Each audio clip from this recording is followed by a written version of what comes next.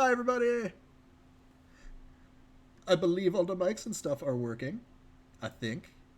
Yes. I think so. Yes. Hello, Everything hello, is microphone. showing up as good on my levels. Love Yeah. that. Welcome to another week of Ruby Tooth Bay, our second edition Urban Shadows campaign. I'm Pat, a tactric on Places Online. I am your MC for the evening, and I will dive more into the game after all of these lovely people tell us a bit about themselves. Um, who should I make go first today? Let's go with Zan. Let's go. We'll go clockwise.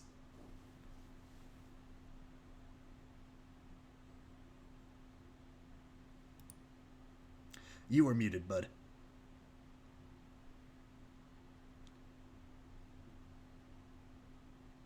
You're muted, Z. Yeah, I was. So I did that earlier as a joke, and I was like, "Oh, it's a good thing that I'm actually not muted. It'll be fine. Nobody will notice."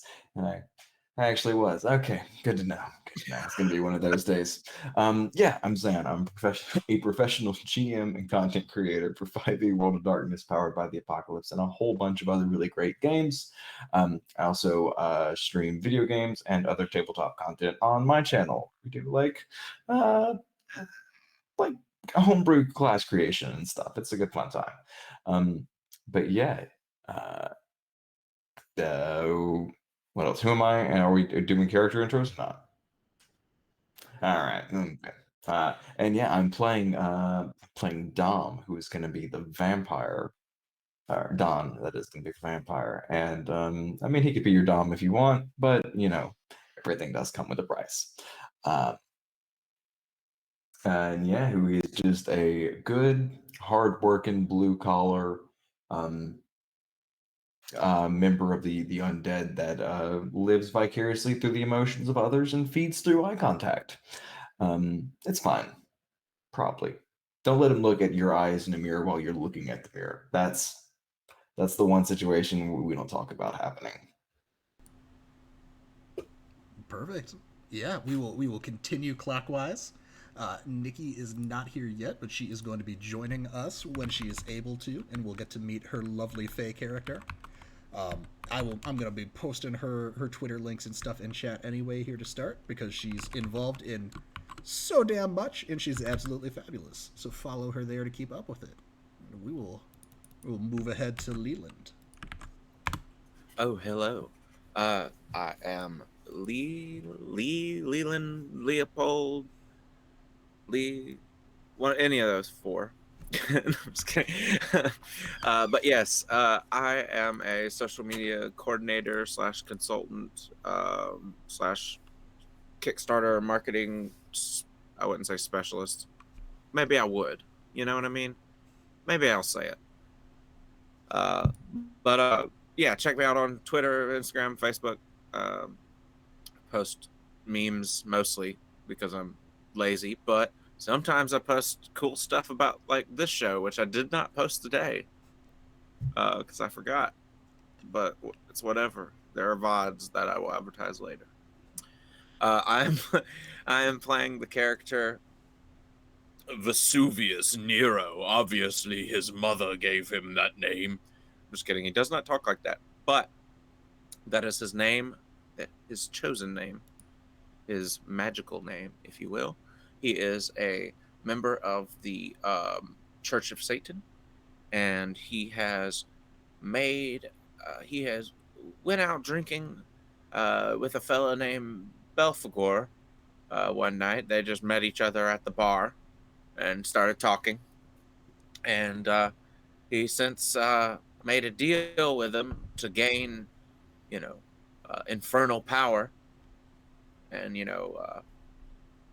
being the particular brand of Satanism he's not exactly a theist. It's more of it's kind of similar to more of a spiritual ideal, and so he didn't really kind of think much of it and was like, sure, whatever, I'm drunk, I'll make this deal. And then turns out the guy I made the deal with is the actual demon sloth. So, um, yeah, he's just been basically doing that guy's bidding ever since. But he can turn into something real cool and gnarly that can melt out of the roof of a car and fly off. So, totes worth it. Totes for sure. Yeah. And that's about it. About that guy. Hail Satan. Yep. Icy Historian. You wanna round us out here? Oh, do I, Patrick? Do I? Hello, friends. I am Icy Historian. Icy Historian, all the places on the internet that I feel like being found. And I am going from like 0 to 60. I have all kinds of games happening, which is very exciting. So I'm here on Sundays for Urban Shadows. I'm over on Polished Cryptid's channel every other Friday for a End Times campaign that we'll be wrapping up soon. And starting on Tuesday, going to be hanging out at the Black Feather Guild, absolutely for Standing Stones, with some other people here. Maybe, who knows? I don't know. Maybe we'll kick them out because it's a pretty exclusive club. It's not. It is. I mean, they let me in. So yeah, you can find me anywhere that people have lapsed security practices and protocols that have allowed me to slip through the cracks. So yeah, that's me. I have a Twitter and pretty much not much else. Those cool freaking glasses. That's something else. Yes. They are like, I love them, and I cannot find the person who makes them anywhere to buy more, and I'm very sad. Awesome. Well, yep, this is, like I said, we are playing a campaign of Urban Shadows, the second edition. It is made by Magpie Games, and it is a dark urban fantasy game where the three big goals are keep the city dark and political, keep the characters' lives out of control and evolving, and we play to find out what happens. Even me, so I don't have a plan for things. It's just, it is just organized chaos that I am along for the ride of, and to throw gasoline onto the fire. Yeah, we are playing in the fictional city of Ruby Tooth Bay, a fictionalized Florida Gulf Coast spring breaky party town. And what else? What else about it? Yeah. So, Patrick, I've just got to ask for clarification purposes, just so we know what's going on to scale. What is, on a scale from, like, we're going to say Biloxi to Panama City Beach, where are we at on a Gulf Coast town? Panama City Beach is actually one of the places I used as inspiration for this. So kind of yeah, just to give folks a point of reference. Yeah, as a recap of what our folks have gotten up to so far. Let's see. Why don't we start with Vesuvius, who last week, I don't know if you could call it a kidnapping if you willingly go along with someone who just says "come with me" and shoves you headfirst into their car. But after a little bit, our buddy here discovered that I'm being driven in the direction of that cult that I've been telling people about, warning them that they're sacrificing people at the specific location that I'm being taken to. And maybe I've been just flapping my gums all over town about this. Okay. I figured I was a gossipy goose. Mm-hmm. Anyway, proceed. Yep, they apparently took some offense to that and wanted to have, a face-to-face conversation. Yeah. You hit the eject button on that car, and melted a hole in the roof, but left your phone behind with the sworn agent of the cult, whose name is Gloves, and who has your phone now, and that'll be great. And I believe you flew off to wait at the shop of our Oracle Olive, who is just a bit busy on her own, meeting her patron for an expensive-ass dinner on his tab. And then,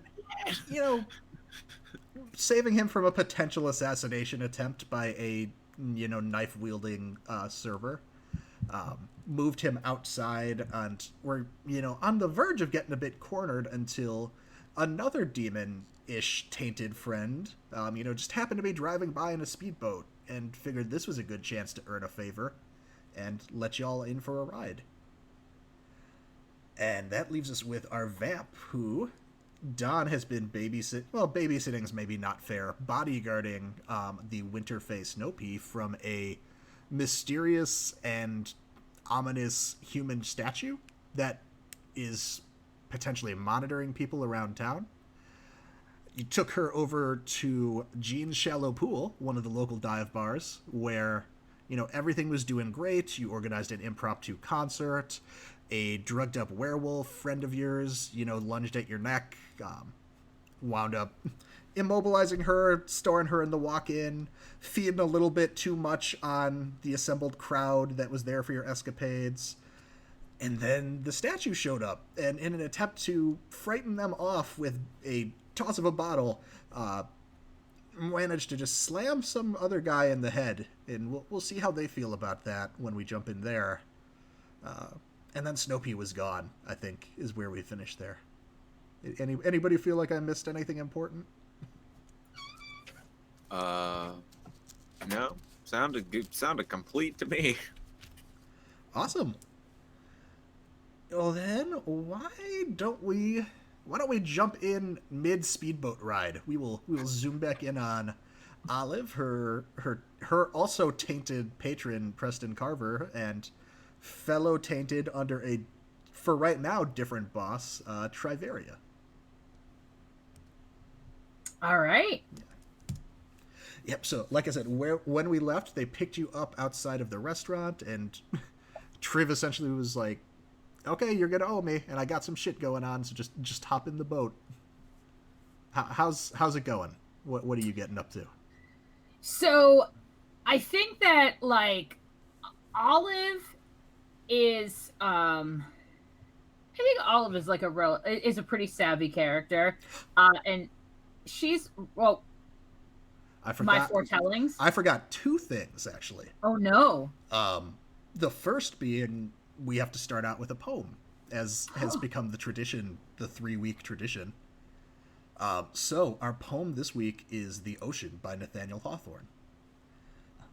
The ocean has its silent caves, deep, quiet, and alone.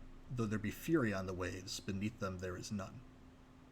The awful spirits of the deep hold their communion there, and there are those for whom we weep, the young, the bright, the fair. Calmly the wearied seamen rest beneath their own blue sea. The ocean's solitudes are blessed, for there is purity. The earth has guilt, the earth has care, unquiet are its graves, but peaceful sleep is ever there beneath the dark blue waves. And yes, to your point, I also was gonna forget your cool oracle power to start the session off here with the foretellings move. All right. So, I have gotten an awful lot about Preston in the last couple of weeks. And so I think that Olive's goal at this moment is to facilitate, Preston's an idiot to not take what Triv is offering, right? And no amount of information I think that Olive has is really going to make that more evident. I've seen him getting stabbed a whole bunch of times, and he's got a year and a half max left on his 10-year contract. So either way, he's getting an extension and possibly not getting run in, Swiss cheese style. So I think that Olive is a little bit concerned with Vesuvius literally dropping in. And before she heads home, she kind of wants to see what she can see about that, because that's going to determine how quickly she beats her feet back to her shop. Yeah, well, because she's got a pretty good insurance policy, so covered in case of fires. Yeah, but she's also got a hell of a lot of insurance policies in the form of the shit in the basement. So she kind of wants to figure out what is the, is she going to need her life insurance policy or just, floodplain and cost of replacement coverage? Got it. So I think I'm gonna use it on Vesuvius. Yeah. So let's see how you roll, and if you get a 10 plus, you get to pick that. Otherwise, I get to pick. Oh, okay. So that is 2d6. But you've gotten a 10 plus each time so far. I have. I mean. Yeah, it is 2d6 plus your spirit, which I believe is a 2. It's a 10. There you go. So it'll be about Vesuvius. Nice. Also, I'm hearing an echo, I think. That is probably me. That's cool. So it's, in addition to designating Vesuvius as the person the vision is about, you also get to choose which of these 3 types of visions you'd like to receive. Something dangerous is closing in on Vesuvius. I will tell you why it stalks them. I think we're just gonna stop reading, because it's that one. Dadgummit. I mean, like, he literally came crashing out of the sky to my Nest camera, so I'm sorry. I feel like, Didn't I burn a hole in your door? You specifically said you left it a little bit smoky, but you did slip through the cracks as fire. Oh, that's right. I was able to slide through. Before you commit, there is also a tragedy lurks in the shadows. I will tell you how they can avoid it. Or an ally is plotting their betrayal, and I'll tell you when that's going to happen. I mean, they're all bad things for him. So here's like what I'm wondering about, right? Because I feel like really, I'm putting way too much thought into this. Oh, you're good. So I guess like what like the player IC historian is thinking is too much. So I feel like it would be. It's either tragedy or dangerous threat. We could go with your first instinct on it. That's fine. I would. Well, yeah. I mean, I feel like that would be what I would be wondering about, and also, a tragedy could also be a dangerous threat, Mm-hmm. and Probably also not a good thing. A dangerous threat could be an ally's betrayal, and vice versa. So I'm gonna go with dangerous threat. Yeah. It's probably the biggest difference then for you is the kind of information that you get from me. With the dangerous threat, I'll tell you why it's coming for them. Yeah, with an I feel ally, like I'll tell you when the betrayal happens, and with a tragedy, I'll tell you how they could avoid it. Okay, well, if I know why, I could also orchestrate avoiding it. Yeah, fuck it. Let's do dangerous threat. We're doing dangerous threat. All right. Rules lawyering you here, Patrick. Right out the gate. We're gonna play a game of semantics. Let's see. Who haven't we run into yet?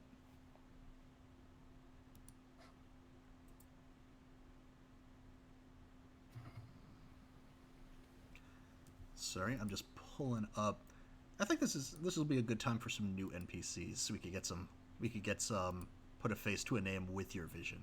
So let me just. Oh, while you've got a moment of downtime, just want to remind you that as soon as this is once this intro is resolved, I also have a first and beginning of session move. Oh, I remember. Do you, Pat? I do. Yeah, you do. You do.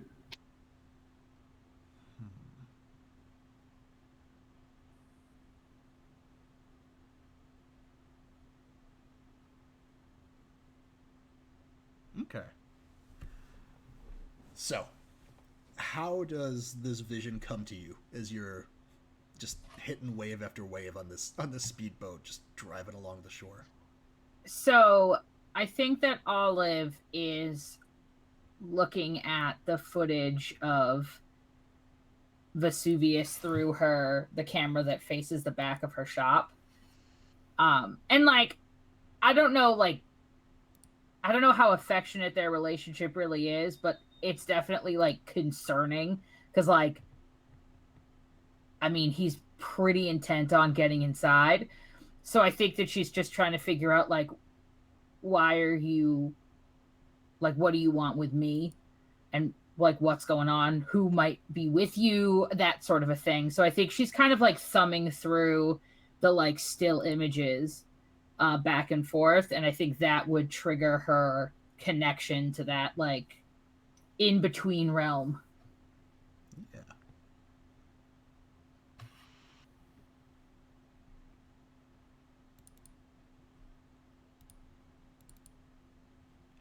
Yeah, I think.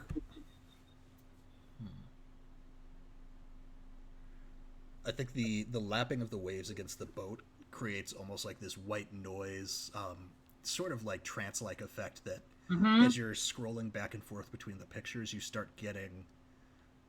They kind of start blurring into a different image, and you're seeing Vesuvius, but he's no longer in the shop. Mm-hmm. It's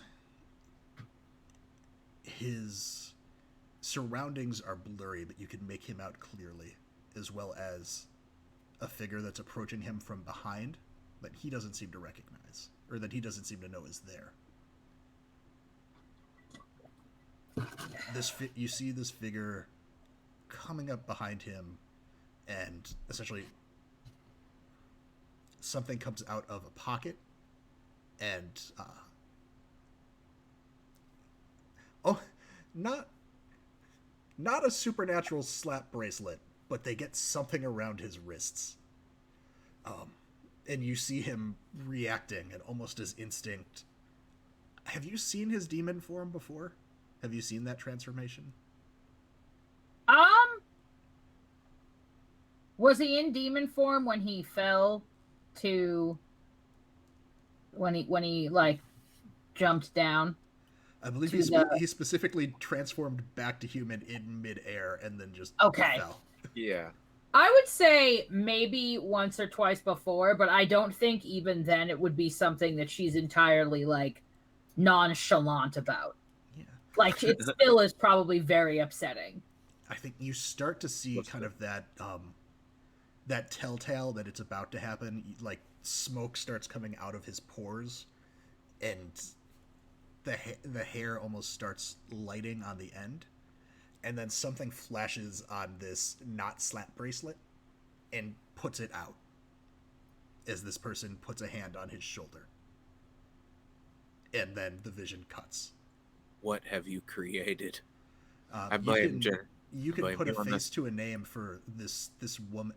You see an Asian redheaded woman, or like dyed red hair, that is the one in this vision, and you could put a face to a name with Night to identify them. Oh, we are 100% doing that. So I have to roll with Night. Yes. Does that give me a checkbox for Night? It absolutely does. All right, because I'm gonna lose because I have -1. Oh. So. Does she have to pass to get the check mark, or does it work either way? She gets to mark Night just for the roll. And then the consequences will be different depending on how it shows up. But regardless, you mark the circle. Okay, awesome. All right, roll 20. It's you and me, baby. That's a 6. So, with a 6 or lower, you either don't know this person or you owe this person, and it is my choice. Great. This is... You know what? Fuck it. Her name is Scarlet. This is Scarlet. She is a vampire. Great. And you owe her. Why do you owe Scarlet?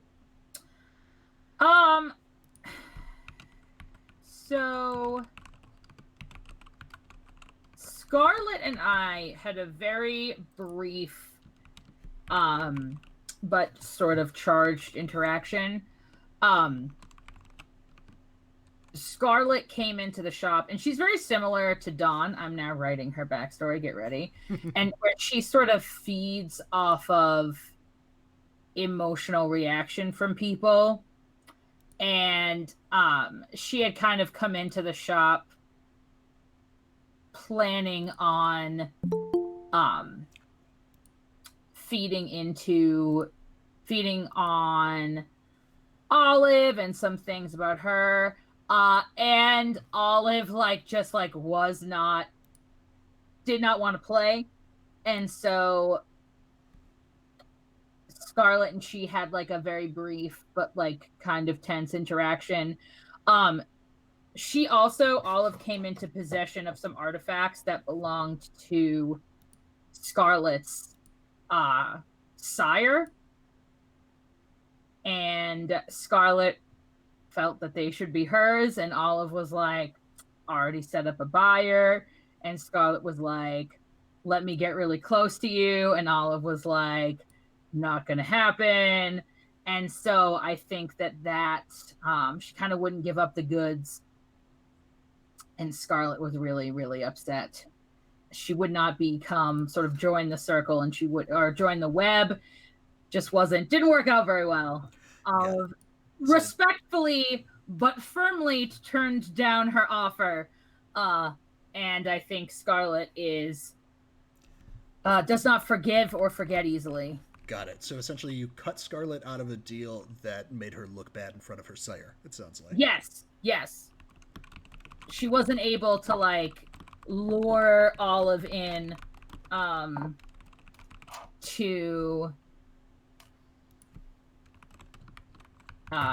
her world. Perfect. Yeah, so that is why you owe Scarlet. And to finish up your vision, I will tell you why she stalks Vesuvius. You know, from your interactions with Scarlet, you know that sometimes she is I guess we would call her a muscle for hire around town. You think that somebody wants Vesuvius kidnapped, and she is helping them do that with something that is useful for transporting demons, it seems like.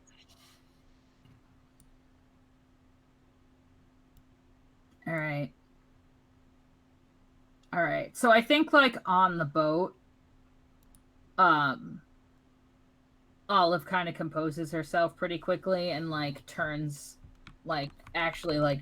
her phone and puts it back in her purse, and is now like very, very, very set on orchestrating this business with, I mean, like all she promised Triv was that she'd set up a meeting, and like whether or not this was what Triv had in mind, this meeting has been set up. Mm-hmm. So there we are. Yeah, I think as you're coming out of the vision, the boat is starting to slow down. You're approaching a dock, so Triv seems to have reached her location. Looks like some sketchy warehouses. Right, like I said, I've got some business here that I really can't put off. Happy to take your friend here. Thank you for the introductions, by the way. To meet my boss after that, since that's who I will be seeing. Are you sticking around to chaperone? You know, Triv, if I can call you Triv, I think you have shown yourself to be a resourceful and enterprising you, and I don't think you necessarily need the likes of me to help you conduct your business. I will tell you that Preston, contrary to what his looks, affect, personality, habits, or life choices might suggest, is an absolute delight, and I'm sure he and your employer will get along famously, but I am going to call my ass an Uber, and we're going to pretend like an awful lot of this didn't happen. All right, I'll give you a call after. Do you want to be updated as to how this goes, or are you washing your hands of the situation? You know, my mama always told me not to meddle too much in the affairs of those who are not bound by bodily mortality, but she was also a horrible drunk. So I'm going to leave that up to you, and we're just going to put me on a need-to-know basis. All right? All right, that sounds like a plan. And don't worry, I'll find you next time I need an emergency ride. I'll give you a call. Of course. I think that she sort of leans down and, like, very much Judas in the Garden of Gethsemane, right? Like, kisses Preston on the cheek, and she whispers in his ear, And she says, like, this is your only chance. Don't fuck it up. You're sure this I is... think He kind of like, before you can leave, he tries to put a hand on your shoulder just to continue, like, respond. You're sure this is safe? she looks him dead in the eye and she says, 17 months, 12 days, 6 hours, and 19 minutes. I always love our little chats. They're always so informative. Thank you. She puts like a hand on his face, and it's like almost like almost like it would be tender if it wasn't these two people. You know what I'm saying? Yeah. So she just sort of puts a hand on his face, and she says, once again, don't fuck it up. And I think she goes to like a corner store that's like for the people who work in this area to like pick up a Diet Coke and call an Uber. Yeah. Awesome. We will, from there, Zan, do you want to do your intro move real quick and we will hop in with Kasey? Yeah, sure. That sounds great. So for my intro move, I just want to, no big deal, just know the exact terms and conditions of Olive's contract with Preston. Got it. So it's when time passes, choose someone in your web, Olive, and learn a secret about them that they'd rather keep buried. Mm-hmm. Does Jen, would you like to are the answer terms this? of their contract a secret? Or I guess the particulars of your relationship with Preston? I am so sorry. I was distracted because I assumed this was something that wouldn't involve me. Can you repeat the question? What does Zan want to know about me? I believe he would like to know the particulars of your deal with Preston. Assuming that's a secret you like to keep buried. I mean, I don't know how much a secret it would actually be to Don, because she has the arrangement with Don where she has his merchandise and everything in her shop. And that sort of is a like, creates her shop as like a no man's land. So I don't really know how much of a secret it would be to him, but it is not something that she's particularly like open about. Like, it's not like there's no placard next to the cash register that says BT Dubs, the most famous televangelist in the country, is a demon spawn. So, I mean, I guess I know that actually is really not helpful at all, is it? Like, on any level. I guess you could, on that note, if there's a part of why the relationship formed, maybe that you keep secret for Don, or not for Don, for Preston. It's your call.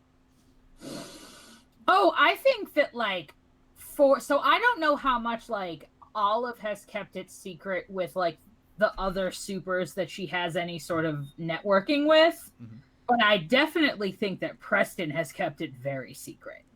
So, let's do that because this will be fun anyway. So it turns out that like Preston Carver is like a real piece of shit. Like a real piece of shit. And he absolutely has been using his self-help guru televangelist world to secure like to really prey on people in a way that is like really, really, really disgusting. And I think like unlike Don, who feeds on people as like a matter of course to like exist, like Preston does it because he likes having control over people and he enjoys knowing more than they do and having the power to hurt them. Whether he chooses to hurt them or not, he considers to be a sign of his largesse, when really it's just that he's a giant piece of shit. So Olive got in touch with him because she was in college and he came to her college campus, and she worked because her power is like through touch. She often sought out times where she was not with a lot of people, because before she was really able to have the control over her power that she does, it could be like very overwhelming, right? And so Preston was doing in the town she went to college in, he had like his big, event. I don't know what you would call it, speaking engagement, like charlatan merch sale, extended soundbite hour. Mhm. Like, I don't know, hour and a half of platitude recitation. And he actually came to the bar that Olive was working at late at night, and he actually cornered her.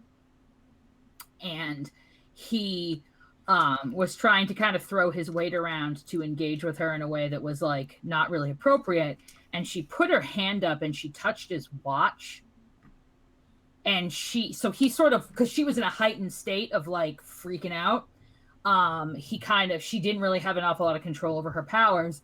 And he, was going in to try and like, whatever. She touched his watch, and she went into like a full-blown vision, and she basically blabbered out his entire secret of him having the contract, and only at that point he had like 7 or 8 years left, and like just went through the whole thing, and that is when, and he was like terrified of that. He was absolutely horrified, because not only what she had on him was so much more than he's just a creeper and a piece of shit. So yeah, that is how he ended up. So part of it was originally it was hush money.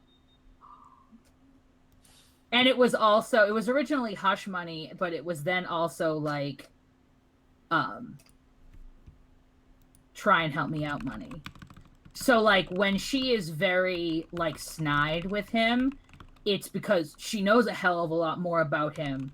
Like she could really like blow up his spot in like the mundane world, but also in the supernatural world pretty easily.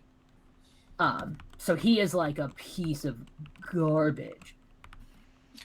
A follow-up question. I love questions. What is I'm gonna mark a corruption for this as well. Because fuck yeah, why would I not mark corruption? What is the goal that Olive had initially when making this contract? Like, what made her do it? What was the thing she didn't say that made her do it? So she like was she wanted to have an opportunity to have control. Like her deep like personal goal was to have an opportunity to have control over her visions, like and to use them for her own sort of purposes. And she thought about the curiosity shop because it was a way for her to like have some agency in everything. I think at the time that she met him, she was just getting introduced to the real depth of what the other supernatural entities that existed. And also there is a perverse part of her that like either he had no shot and it kind of let her have the same control over him that he wanted to have over her. Because like he either has no opportunity to get out of the contract, or he only gets out of the contract with her help and owes her tremendously. So there is a part of her that wanted to take someone who got off on having power over so many people because he felt that they were weaker than him. And there was a part of her that was like, I'm actually stronger than you, and now I'm the one that is going to make you pay. And I'm going to keep you on the string, thinking that I'm going to give you what you want, thinking that I'm going to be able to get you whatever it is that you're seeking, when maybe I will, maybe I won't, but either way, it's only happening through me. So like for the first time, like I actually hold all the cards. And yeah. And then since then, it has kept her in a very comfortable life. And like, you know, whatever happens, happens. I mean, at this point, her shop is popular enough and she's got like enough of a legitimate income from like being a tourist store that, I mean, it's fine either way. Her savings account's not hurting. At this point, it's now just trying to like ride it out. Mm-hmm. Okay. Cool. Cool. Awesome. And I think like throughout, I'm so sorry, one more thing. Like No, I think please. throughout their relationship, like in the very beginning, he wasn't so concerned over how much time he had left. So like he kind of gave her money and like filtered through objects that he wanted her to like check out because he followed every conspiracy theory on the internet about like this is a demon, whatever. And now as his time has dwindled, he has gotten more and more desperate. So she has sort of upped like her expectations of him have not just been financial, they've also been behavioral.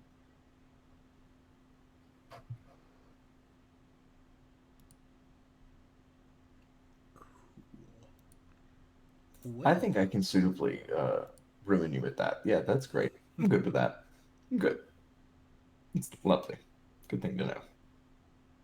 yeah, just for everybody mechanically curious about the system, as our vampire, Zan's character has a web. Anybody that owes them a debt or comes to them for literally anything winds up in this web. And at the beginning each session, they get a secret about one of the people in their web that they would rather not have shared. So that's great. And everyone is in my web.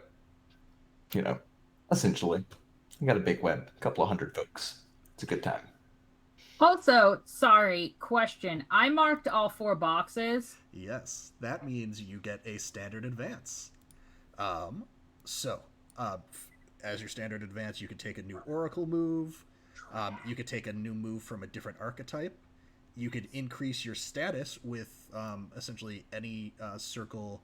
It looks like outside of your own because it maxes it at 1 for that advance, and you're already at 1 in your circle. So you could become more influential in Wild, Night, or Mortalis. Or you could change your circle apparently if you were not feeling Power or Mortalis anymore. Because you're already in both with one of your Oracle moves, right? I am. I have a question. Yes, please.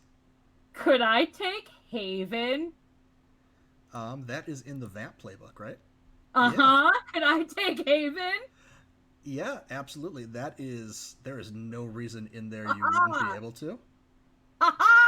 I think, so for folks wondering, Haven gets the person a safe space, secure from outside dangers. It has emergency rations, a few ghouls, and an escape vector. When someone willingly comes to your haven, they enter your web. I'm not sure how we'll play out the web. That's something we'll have to work on.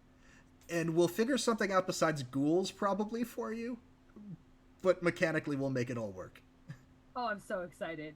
Oh, I'm so excited. Well, I also feel like, okay, part of this is to absolutely fuck with Zan. That is 100% what I'm doing. But the other thing I will argue, excuse me, I'm here right now, is I think mechanically it makes sense because I think like there is a web of like people who sort of come to Olive for her services. Mm-hmm. And I think that it makes sense that like she has like not from like a having actual supernatural power over them standpoint, but definitely a like maybe don't piss off the fortune teller standpoint. Mm-hmm.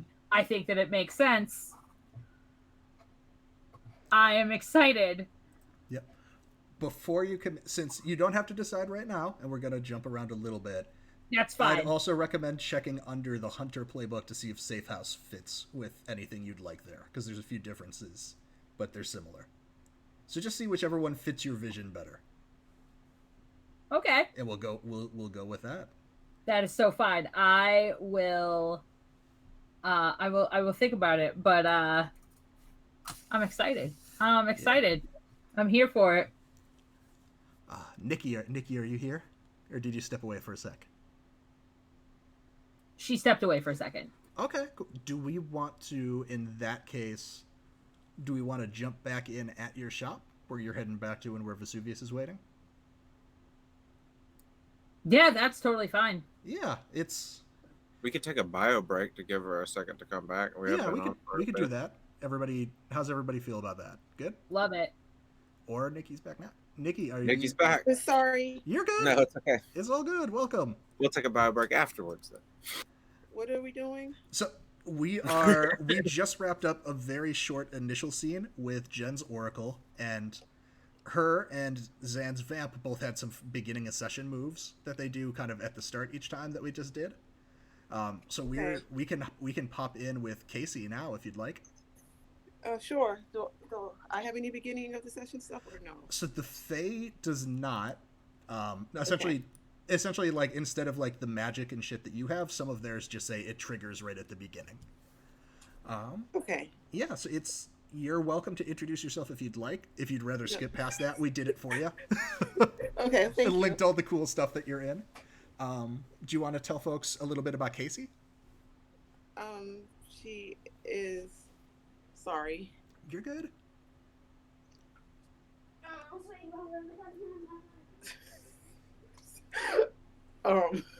No.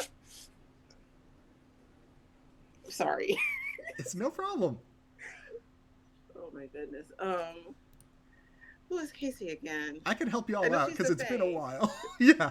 Well, I haven't done this at all. So. No, it's been so long since character creation. Because you said she's a summer court fae.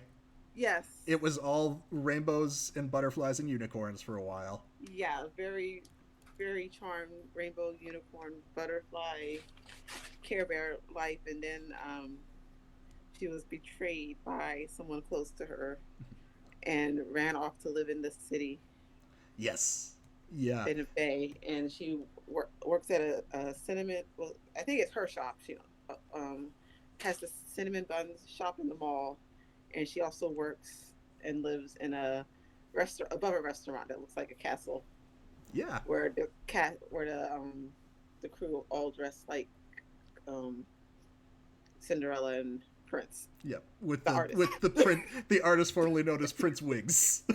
It's the same thing. Yeah. Prince, a prince. So it's where we did some stuff between sessions with Kasey so that she could jump in right in some action. Yes. And essentially you got a note from your sister about the crown, your court's crown, the crown of summer essentially breaking. Yes. And that's kind of bad news for the summer court in general, even if you are in hiding. And she sent you a clue about where you might go to clear your name.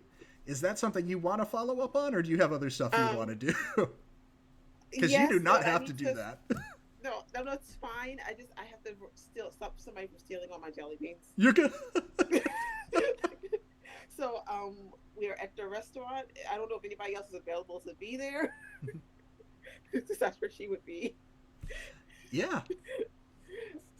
To see one of the princes. I just imagine all of them like in the wigs and.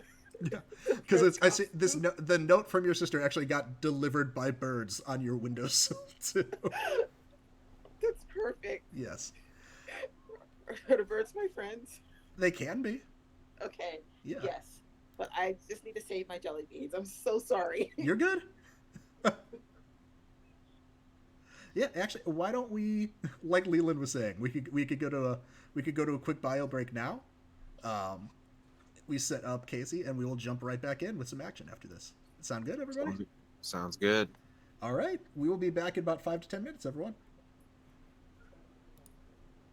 As soon as I find the button.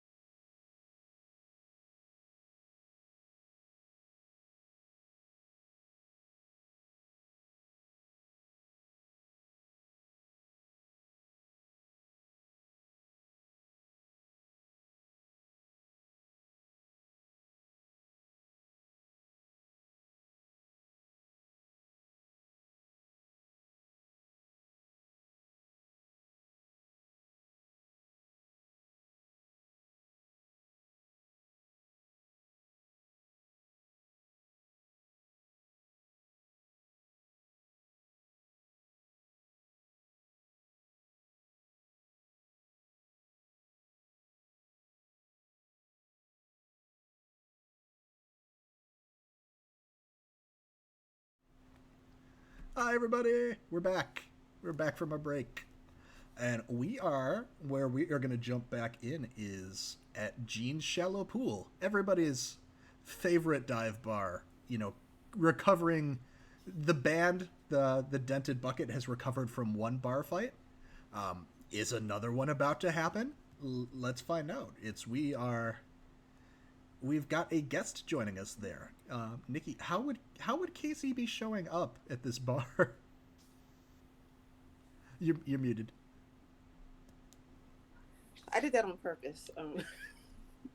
She just kind of wanders in. She's just worked her other job where she's a waitress where she lives. Mm-hmm. So she's still in her costume from work. Perfect. And she's got a letter in her hand, and she's just like wandering and completely out of place. Now, is everyone's princess dress at Cinderella's the same, or are they different? Like, are y'all expected to have specific flair to differentiate you all? It was supposed to be all Cinderella's, but the guy's really cheap who owns it. Mm-hmm.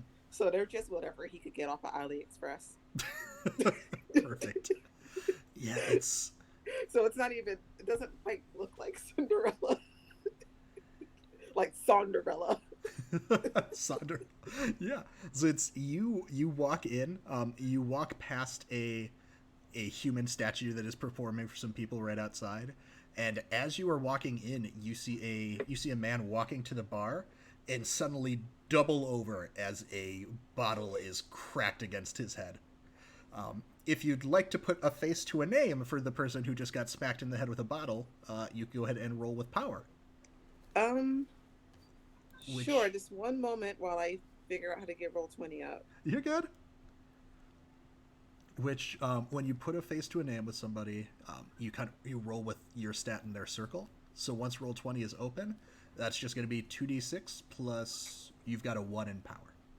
Okay, thank you for looking at that, because I think that this is the top of my capabilities right You're now. good. You're good.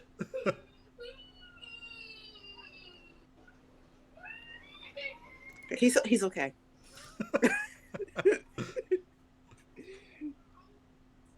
So as you said, +1? Yep. Your power stat is 1, so it's just 2d6 plus 1. Nice. You see, he stopped already. I feel like I have similar mood swings. It's cool. I got a 5. Okay, cool. So Sorry. when in Urban Shadows, when you try and put a face to a name and you get a 6 or lower, you either don't know who this person is, or you know them and you owe them a debt for something, and I get to pick. Oh. I think you know them and you owe them for something. So this is his name is Scythe. He is what's referred to as a sworn. So sworn are essentially, they're sort of like paladins in Urban Shadows, almost, in that they swear an oath. They have like weapons to help them enforce that oath that are magical, and they represent powerful groups in the city. Okay, do I know who he represents? Let's see. Yeah, you would know that. Let me look at some options here. Or at least the generals of it you would know. Let's say that he is with...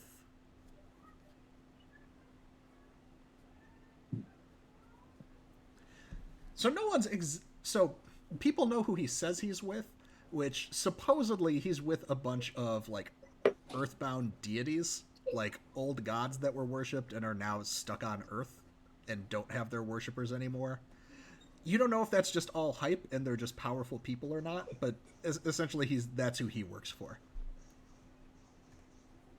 Okay. And do you know why I owe him? You get to tell me why you might owe him. I think he probably helped me out one of the times I was in trouble. It seems like I get in trouble quite a bit. Sure. So, like, probably due to a certain nameless person. I'm going to get their picture. So, can I help him? Absolutely. Do we want to? Why do we? Yeah, we'll say that you owe him a debt for. Maybe, did he help me? Maybe he helped you one time dispose of bodies for Vesuvius. Yeah, anything. I'm pretty sure that Vesuvius got me into a lot of trouble. Perfect. Yeah, so it's you see him. Oh yeah, blame he's it on not- me. He's not unconscious, but he is doubled over, and you would see following the, if your eyes follow the trajectory of the bottle, you would see that it came from someone that you already know and have recently painted a award-winning sand sculpture of Don the vampire. But he's alive. He's not like it didn't like. He looks alive. There's some there. If you go up, you could go up to him for sure. If you were saying he's alive, he's kind of crumpled over, kind of supporting himself off the ground. Okay. Now I have to see what if I took the healing ability because she was going to offer to heal him in exchange for losing that.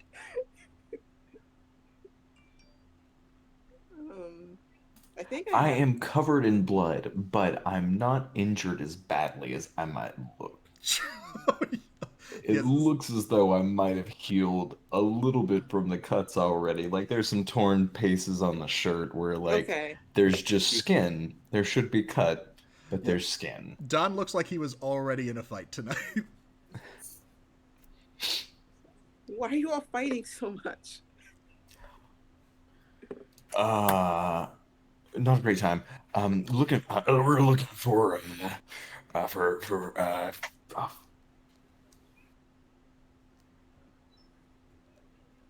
yes, that's it. Attack, distract the enemy, and I'm gonna bolt and point to Kasey and like clasp her on the shoulder before I run and say, "Carry on in my wake. Don't worry, they can't hurt us now." And book it. You were attempting to flee. Yes. I guess he had to go somewhere. You know what? Scythe is starting to stand up. What do you do to create an opportunity to use the move escape a situation? You need an opening to escape. Okay, I think. Oh,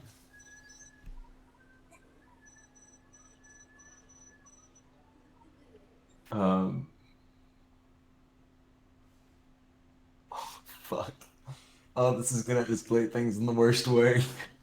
I'm gonna grab another bottle and throw it at someone else. So are you trying to rile this place into a full-on bar brawl so that you can slip away? Yeah. Because like one gets thrown, it's an what the fuck. Two gets thrown, there's a pattern. I can throw my own bottle. That is going to be a turn to violence because one of the options you get if you succeed on that is create an opening to flee. Okay, cool. I'm gonna turn to violence. That's gonna be a 2d6 plus 2. Ba-dum. 2d6. Oh, Okay. plus 2, so 9. Okay. On a hit, you inflict harm as established. Are you trying to kill someone or just? No, I'm not Okay. trying to kill someone. No, I just want there to be a big ruffle. Okay. And so your opposition chooses one.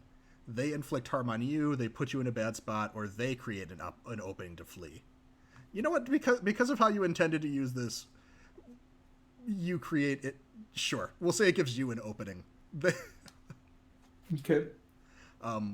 But you do have to roll to escape, which is another blood roll. Okay. I just want to wave goodbye. Don is just like gonna like midway through the act just stop and break character for a second and just like look and raise an eyebrow and then remember that he's busy trying to like not be torn apart by a sworn. Oh god, that's a 7. Awesome. Okay, so it's +1. It's plus 2. Oh, it's +2. Okay. When you take advantage of an opening to escape a situation, roll with blood. On a hit, you get away and choose 1. On to 7 to 9, I also choose one. So you've got a list of complications here. You All right, let me suffer check. harm during your escape. You end up in another dangerous situation. You leave something important behind. You owe an NPC a debt for their aid, or you give into your base nature and mark corruption. Oh, I mean, I know what you're gonna choose. do you? I mean, Pat? I've got an instinct. Um, hmm, Prove me I wrong. think. Let me just check this real quick. So this is escape situation that I'm doing? Yep. Okay, cool. Sorry, it took me a second to find it on here. Um, okay, so you get away and choose one. All right, I think I'm going to uh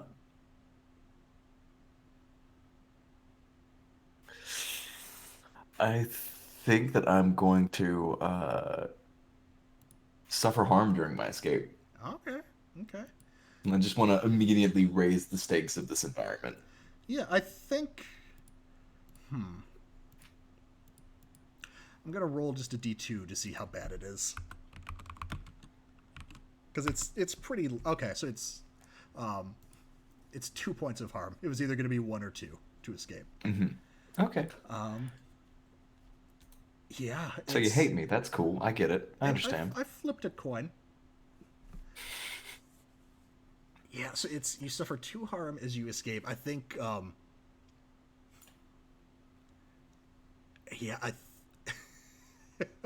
I think it's not so much the bunch of like glassware and bottles that just start get throwing around this bar immediately. You've got enough experience in bar fights to be able to, with your vampire agility, nimbly dodge your way out of that. I think you get caught in the back of. I think something skirts by and cuts the back of your leg, and you see Scythe, like kind of still kneeling on the floor in a daze, has thrown some sort of silvered knife at you, which cut into, which missed because he's got a bad fucking concussion, but still did not land in you, but still cut you. Okay. That's good. That's great. You suffer harm during your escape. Ooh, I'm between 2 here. I didn't pick the one you expected me to pick. No, you did not just farm corruption. I was surprised. That's not narratively satisfying, Pat. Yeah, I'm tempted to do another dangerous situation, but I think instead what happens is Nellie, as like Nellie, the witch who works behind the bar and sells meat pies around town, as like a bouncer is about to get in your way and try to stop you from leaving, I guess I should say. She accidentally just tosses a few pitchers over and kind of just creates a path open for you. Okay, cool. So I owe Nelly a debt. Yep. All right, Nelly the Hedge Witch. Yep. Cool.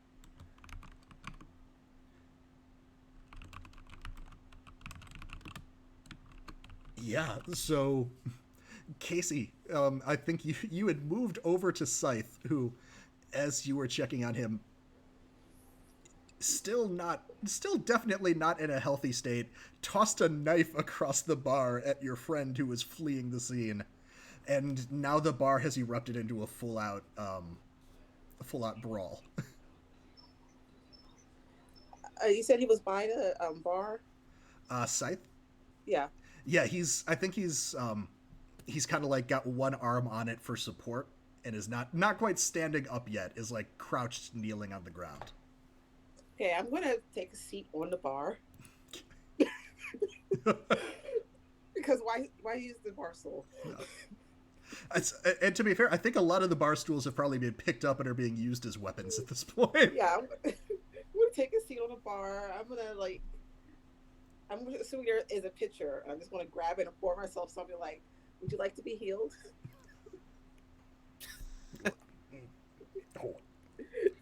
Did you? What? Why are you? What? Sure. Will you consider your debt, my debt repaid if I heal you? So, question above the table for you: would you rather have your debt repaid, or do you want him to owe you a debt in return? Because we can also do that. I always want that. So, Yeah. yeah. Yeah. So instead of he'll still hold the debt on you, but he'll owe you for this. And I'll Okay. yes, please. I need to think straight. I'll owe you one. All right. I gotta see what I have to roll for that, but she's just she'll do it. And she's just like completely calm, even though there's this huge bar fight going on. Yeah. Having a drink, sitting on the bar. No, I love it. And it's one of those like movie scenes where all of the bottles are just magically not coming anywhere near you. They're all just like perfectly going but to the side of your head. All Well, of it's that. also the whole princess gown. Yes. Let's see. So it's for your nature's caress ability, which is your healing magic. You don't actually have to roll anything. It's select your Okay. powers from the list provided. Whenever you use a fairy power, you choose one of these. You suffer one harm, so you take some harm. You mark a corruption point, or you owe another debt to your monarch. Suffer some harm. Okay. Yeah, so it's the way harm works in Urban Shadows is you've got 5 boxes, and you fill it up from bottom to top. So you start with faint, then move to serious, and then critical. And when you're healing, it also goes down from the bottom. So like your faint injuries obviously go away faster.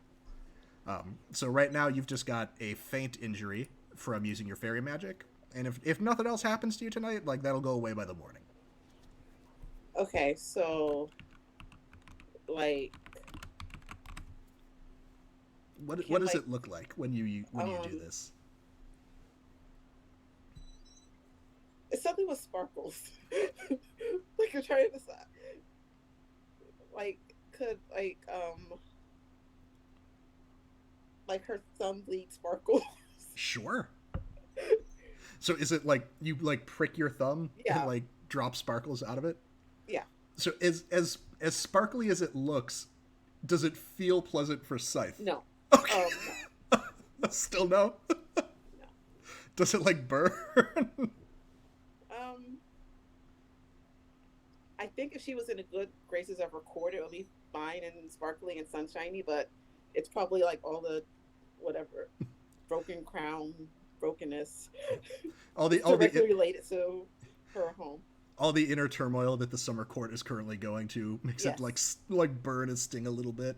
Yeah. But yeah, so he's bleeding from his head where the bottle struck him, and that wound starts closing out, and you heal 2 harm for him. He seems a lot less concussed now. He's able to stand up straight. Well, that I was just want to hold my glass up to him, like, cheers. just that was I just fucking got here. I don't know what that was about. Well, try not to throw any more knives at my friend. You friends with him? Yeah, it's complicated. Do you want to ask when you see him? Ask what I did to piss him off. Apparently, Well, maybe you should avoid him for now. I was not planning on finding him. I just came here. Well, there's the restaurant where I work at. They're having buy one get one free basket of fries. All right. You should visit there. No less. It's less combative there than here. He's reaching behind the bar now and just grabbing one of the few unbroken bottles and just drinking straight from that. Oh yeah, it's great. Make sure the prince with the gold earring seats you, because the one with the silver earring would seat you back by the kitchen, and you don't want to sit by the kitchen. No, why don't I? Was that Are you worried about health violations? I hadn't worried about it. Should I be? Just don't sit by the kitchen. Just get the prince with the gold earring. He pulls out like an actual like detective's little notebook and writes down this advice in it. Again, bottles now are just flying by both of you as you're at the bar. Yes, I don't know that this. I was not even here on work. I just wanted a goddamn drink. It's. Oh, they have drinks there. You should just go quickly. Yes, I mean, I don't plan on sticking. Are you sticking around here for this? Yeah, I've got an appointment here. All right. Don't worry, I'll be fine. Thanks for looking out for me. Oh, I guess. Good luck then. He'll take his bottle of alcohol, and just walk off with it. He'll leave some money on the counter, but he'll leave with it. Yeah, it is pretty much chaos at this bar right now. What specifically were you looking to do now? I wanted to look around to see if I saw the crown or my sister or whatever. Yeah, absolutely. So that would be at least. You know, while this fight is going on, I just don't care about the fight. Yeah. I think that might be investigate a place of power, or study a place of power. So that is a circle move. When you study a sanctuary, gathering spot, or place of power, you roll with the circle that controls it. On a hit, you see below the surface to the reality underneath. Ask the MC one question about the schemes and politics of the circle in question. So essentially, you're kind of scoping out this place, right? Yeah. Cool. So that would be... Please tell me what I roll. It would be Wild owns this, or Wild controls this location. So you would roll with Wild, which is also +1 for you. Okay. And you also get to mark Wild. I've been marking your circles for you on your sheet for you. Thank you. I really appreciate it. Now, I know I had Roll20 open on this thing. Here it is. I'm sorry, I'm really using my phone, everybody, so I'm not... I'm a little bit slower than normal. I know I'm already slow. Good. Don't worry. You're good. So 2d6 + 1. Yep. Not 2s6, 2d6.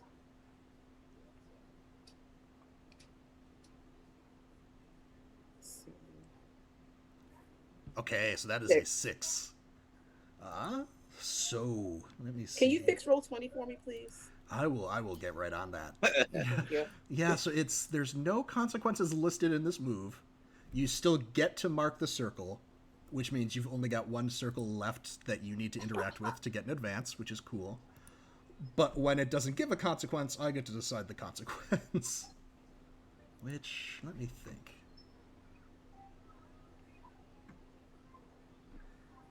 Yeah, you are... So you're scouting out the location, essentially. Are you staying at your perch at the bar, or are you actually, like, walking around, like, peeking in, like, back staff-only rooms, that kind of thing? I think I would walk on the bar at first. Yeah. As far as I could, and then I would, like, hop off and look at the back rooms and whatever. Not asking for any permission, just looking. No, that is fine. You know what? It's you... Shit, well, I guess this is happening. You open the door to what looks like the walk-in. And a feral wolf jumps out. I don't know if... Did you ever see Lane when she was transformed? My bad. Maybe. If you did, you would recognize this as Lane. But It's you! Yeah, right now she is not, in terms of, like, scope of werewolf transformations. You've got, like, human to, like, sort of in between where they're, like, bipedal and, like, wolfy to, like, full-on big-ass wolf thing. She's full-on big-ass wolf thing at this point. And the glimpse you got of her eyes, something is not right. She's in a frenzy. And a wolf, a full-on wolf has just dived into the carnage of this bar. Can I run after her? Yeah, I think she... She leaps past you at first, like you're kind of in her way. I'd like you to roll keep your cool to see if you can Okay. get out of her way without getting hurt. Yeah, definitely. Can you tell me what I have to roll? I'm Sure. sorry. No, you're good. Keep your cool is with spirit. So that is also a +1 for you. You've got a lot of +1s.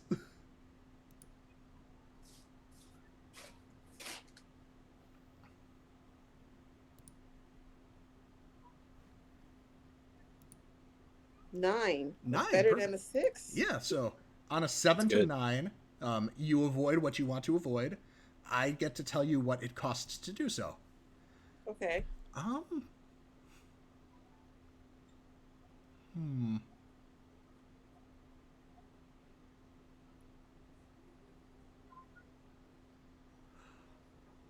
Here, so I think you can either avoid. I think you can avoid her lunge, and you don't take any damage. But she leaps and she is out of earshot, so she is just. You'd have to go back to her to try and talk her down, if that makes sense. Okay.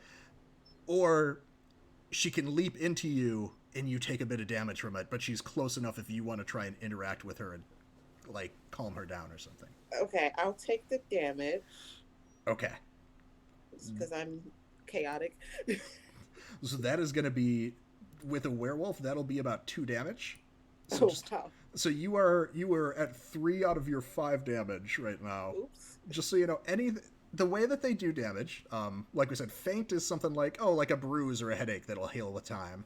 Serious, which are the 2 that you just took, if you don't get them fixed at some point, they will get worse. So you'll need to like get some rest, maybe like patched up by somebody. Critical, which are the boxes you have left, are things that will immediately get worse, if that makes Okay. sense. So you're not like actively bleeding out or anything now, but you need these will need to get looked at some point. But yeah, so you are still in a position with her if you'd like to interact with her in some way. Okay. I was like, "What's wrong? Please stop! It's me. It's Kasey." Okay. Yeah, let's see.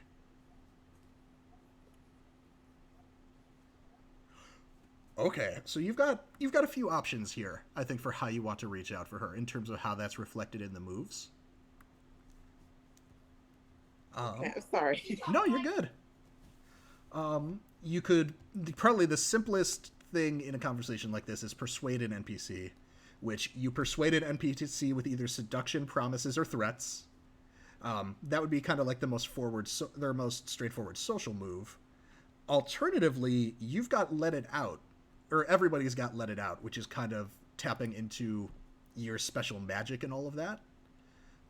Separate then, so, and there's a few in there that might help you from your list. You can create a telepathic link with somebody for the scene, so you could actually like talk with her even if she moves out of range type thing, and like communicate directly to her mind. You can compel the elements of your court to help you out if you want to try and use like actual like broken summer court magic right now. Or you can also, with your fairy magic, you've got Bedlam, which is you can touch a target and place them in a specific emotional state. So I think you've got a few options there. You're muted.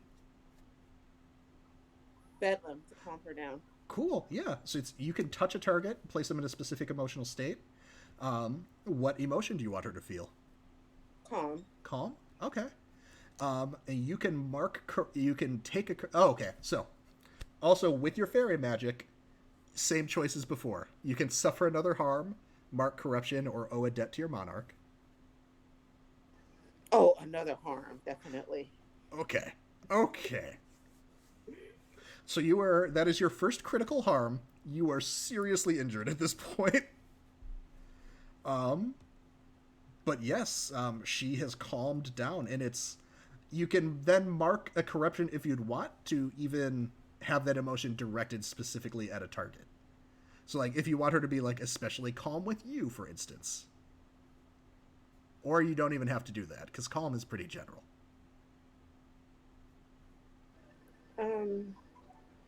I think general, since I'm seriously injured right now. Yeah, that's fine. Yeah, so, like probably bleeding sparkles and. No, that is all good. That's a so it's I think the yeah. How does your bedlam magic look? Um, like a swirl, like of air, kind of Cool. like the fairy, like the Cinderella Yes, swirl. got you. And I think that you see that kind of pass over her eyes, and she gets a bit of a dull expression for a moment, and the feralness, kind of the intensity that was there that seemed out of place for your interactions with Lane, disappears, and they go calm. And she actually starts reverting back to a human or her human form. Lane, what happened? What? Where am I? What's What? the name of this place again? Jean Shallow Pool. This is Jean's Shallow Pool. So people are a little bit upset here right now, but we should get out of here. That crap shack? What the hell happened to you? I'll be okay. This happens when I heal people. If you no, we have to get you somewhere. If you'll allow it, Lane is actually going to try and like scoop you up in her arms and like start power running out of this place. Yeah, why not? Yeah. Yeah, and if it's cool with you, we'll cut the scene there for a sec, and we will. I think why don't we hop over to Olive's shop? What has Vesuvius been doing to pass the time? Sorry for the squeaky chair. I need to spray some WD-40 on it or something. Anyway, probably watching YouTube on Olive's personal computer and perusing through all of her suggested videos. What's a suggested video that Olive would have that a genre of video that would dominate Olive's suggested area? So first of all, I think that Olive has like a special I think for Olive's YouTube suggestions, it would be a lot of like urban legend Cool videos. But I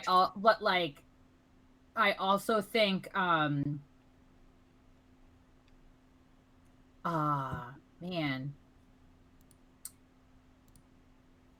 Yeah, I say urban legend videos. I would also say like she's got like a couple band playlists on there. But I also think like she's got some like clearly she's sort of like trying to get a pulse on like what's the scoop around areas based on, what figures are talked about. Like she'll watch videos about vampire lore and just sort of laugh at them. It's pretty funny. So yeah. Excellent. Maybe I'm watching a video about like the Pine Barrens and listening to like I don't know a dancing a playlist called Dancing in the Mirror. I don't know. I don't know. Yeah.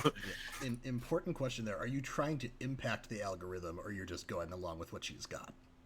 Or are you trying to shift it? I'm not that evil. Okay. No, I'm just gonna click on what she's into. I'm not trying to mess up her suggestions. I know how bad that is. You look up one thing and it's like it's all ruined. Yeah. I think about 15 minutes into you being there on these videos, you hear a doorbell ringing. Okay. Or somebody's Hold on one knocking on someone's knocking on the front of the shop. 1 second. Okay.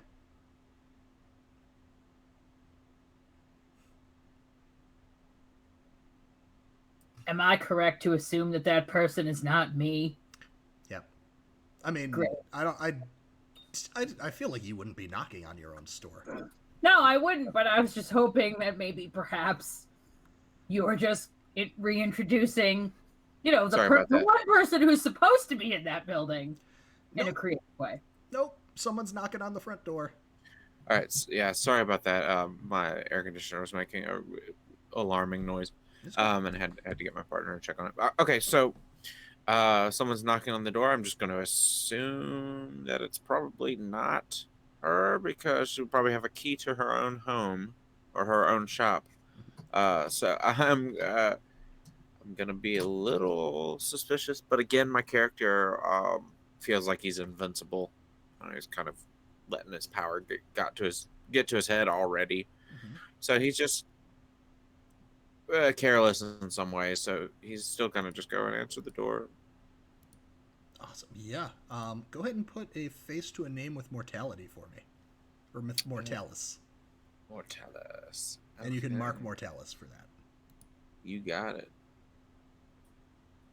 You got it. You got it.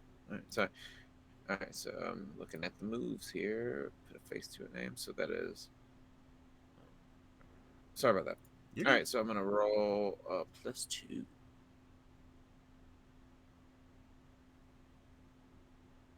A 12. Perfect. Yeah. So on a 12, you've dealt with this person before. You learned something interesting about them, interesting and useful about them, or they owe you a debt. You get to choose. This is. Would you like to know who before you decide? Yeah. Good. Good call. Yeah. Yeah. This is Bruin. Bruin Okay. is an aware private eye. Yeah, he's. Jen is just,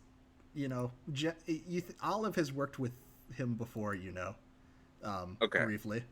Would you, with this private eye, do you want a debt on them, or do you want to know something interesting and useful about them? I'd like to know their connection with Olive. More information about their connection with Olive that Got it. So something that I interesting and might not useful know. then? Yeah. Yeah, you know what? You let me know if you think this is interesting and useful enough. You've know Bruin's reputation. You've seen him around town working a bit. You know his kind of general demeanor, kind of how he looks on the job. He looks more smartly dressed than normal. Like he's dressed to impress whoever he's meeting with. I think the information that you gauge that is interesting and maybe useful to you is, yeah, he seems interested in Olive. Oh, so cute. I like that. Okay, so my character, is going to just smirk and hi. I'm shop sitting for Olive. Come on in. Right, right. Should I? Is she here? Oh, she will be soon. She's on her way. We have business as well. We can two birds with one stone. That shit. You know what I mean? Sure. Come on, let's have a seat. I'm watching YouTube videos about the Jersey Devil. I wonder if that thing's real. Right. Anyway, Are you? Did she hire on some new employees? I haven't seen you around the shop before. oh yeah, no, we go way back. Good friends, Olive and I. I'm just shop sitting. Like I said. See, Right. she told me I could use her computer while she's gone. I'm staying just in line with these YouTube recommendations. I don't want to mess up anything, you know. Yeah. So what are you here for? You look nice. Oh, yeah, thank you. Appreciate that. Yeah, it's. It was just a case. We've been kind of. She's been helping me out with, a missing persons case that I've been investigating, and it's, I've really appreciated the help. I kind of wanted to swing by, give her an update on what's going on. Proper thank you for the help. You notice he's got like. You notice now that he has like a bag with him that you see like a bottle of wine in.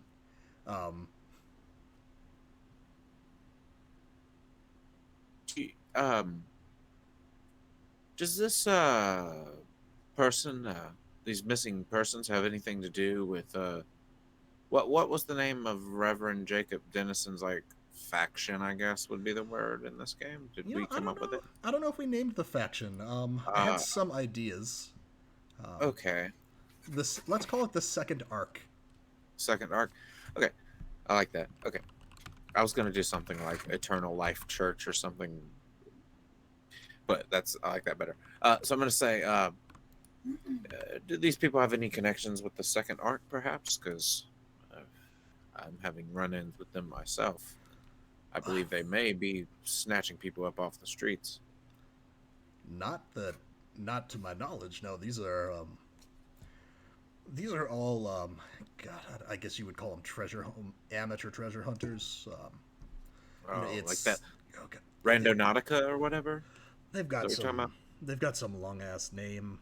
Uh, The Fairest Eaton Society for something or other. oh, They I was were thinking about that app, on YouTube. Anyway, nuts. They were. It's some boat they've been looking into in the area. Sunk a long time ago, and supposedly they ran into some spooky issues with it. oh, spooky issues, huh? Whew. Yeah, I would call Olive and let her know you're here, but yeah, I lost my phone. That's actually why I'm here. I'm trying to get her to help me find it. I forgot to download one of those apps, that find my iPhone or whatever. I'm an Android user personally, but I forgot to download the app, and yeah, I'm basically just trying to see if she can help me with her, tarot cards or whatever she does. To find your phone, specifically. Yes, because there's a very important information on that phone. So if I don't get it back, I don't know. I've got the pictures. Important pictures you need back. Yeah. I've been keeping up with this Jacob Dennison, this Reverend Dennison guy for a while now. I'm telling you, people are going missing. It's something you might want to look into. Maybe I can hire you for it. I mean, I am always open for. I'm always open for some new cases. I'd want to know a little bit more about that before committing myself to it. Don't know Oh, that yes. I'm looking to get disappeared. You want the TLDR or what? Sure. He looks for like a stool at this point. He like sets down the bag of stuff that he brought. It's clear that Vesuvius he's an older guy. He's like early 50s maybe, but he is really seems to be really hip on the internet jive and the apps and stuff. It's kind of like the awkward dad like saying what's up, bro, and trying to like pound your fist type thing, you know what I mean? He gives off those vibes. Mm-hmm. Yeah. Sorry, I'm just reading our chat here. It's funny. You can't see it, viewers. You will never know the comedy. Anyway, I would like to. Sorry, I broke the fourth wall. Mm-hmm. I would like to, offer a place for this guy to sit and wait. And I'm gonna say, you want to crack open that vintage? I mean, it's supposed to be a gift. I don't know. We can give the bottom half of the bottle. You know what I mean? It's been a rough night. I'm gonna need you to persuade an NPC with promises, seduction, or threats, please. All right, you got it. Promises that it'll be a good time and totes worth it. Promises that Olive will totally be cool with that. Roll with heart. I'm gonna be super happy with how this is. Damn, I don't have dark bargain. This could be a bargain. I'm just kidding. Tongued and silver. Oh, okay, yeah. I'm just trying to see if I have any cool stuff that I can do. Any cool demon bullshit to pull? Yeah, demon bullshit. Yes, those are the words I would use. Yes. Frighten someone. I could like turn into a demon and scare him into opening the bottle of wine. That seems to be an option, but I don't think I'll do that. You I definitely don't that's think- definitely a thing you could try to do. okay. So I'm gonna roll heart. I believe is what it is, right? Yep. Okay, doke. Thank you for the confirmation. All right. Boop, boop. Oh, womp womp Womp womp. womp. Yep. Yes. What? I rolled a 5 Yeah, for so those at home. that is a miss. All right. Hmm. So just a miss. It doesn't say anything in particular. But Right. what sort of weird GM crap are you gonna do because I missed? Hmm. Itchy foot. I had to itch it. All right, we're good. Huh.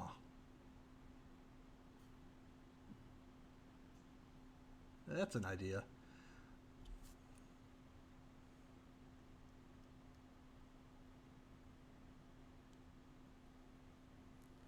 It's I to be perfectly honest, I'm not super comfortable open. Again, it's a gift. I'd be happy to, I should probably just go and come back another time. Ooh, It's no, I mean, if you want, oh wait, I'm not stopping you. hello. Why don't you call her? No, hold on. There's behind you. It's um. Go ahead and. Yeah, he is trying to warn you about somebody approaching you from behind because I don't think the door got locked after you let him in. All right, that's cool. Yeah, cool. I'm excited to find out what I roll. Keep my cool. Why don't we put a face to a name first? Also, you get because Ruin is there with you and points out this person, you will get to see who they are. I catch a then glimpse make of a what they look decision. like, the reflection of like a mirror that's on the wall. 'Cause we Yeah. are in some sort of like shop Yeah, so that would go have ahead mirrors, fancy mirrors on the wall. I think. go ahead and roll face to a name with Knight All right. and Mark Knight. Thanks, man. You're trying to help me level up, and I like that. I am nothing if not helpful. Thank you. 7. That's the bare minimum. Yeah, usually. Yeah, with a 7 to 9, you know their reputation. I will tell you what most people know about them. Oh, I like that. That's Yeah. better than nothing. You know Scarlet. She's a vampire around town that occasionally takes jobs as hired muscle Oh, and muscles. appears to be lunging at you with something that looks like wrist adornment. And Olive, I think this is about the time that you get back to your shop. So, Scarlet, what does she look like? Is there a face? Is she in our NPC? She is. Oh, you just put her there. Whoa. Okay, cool.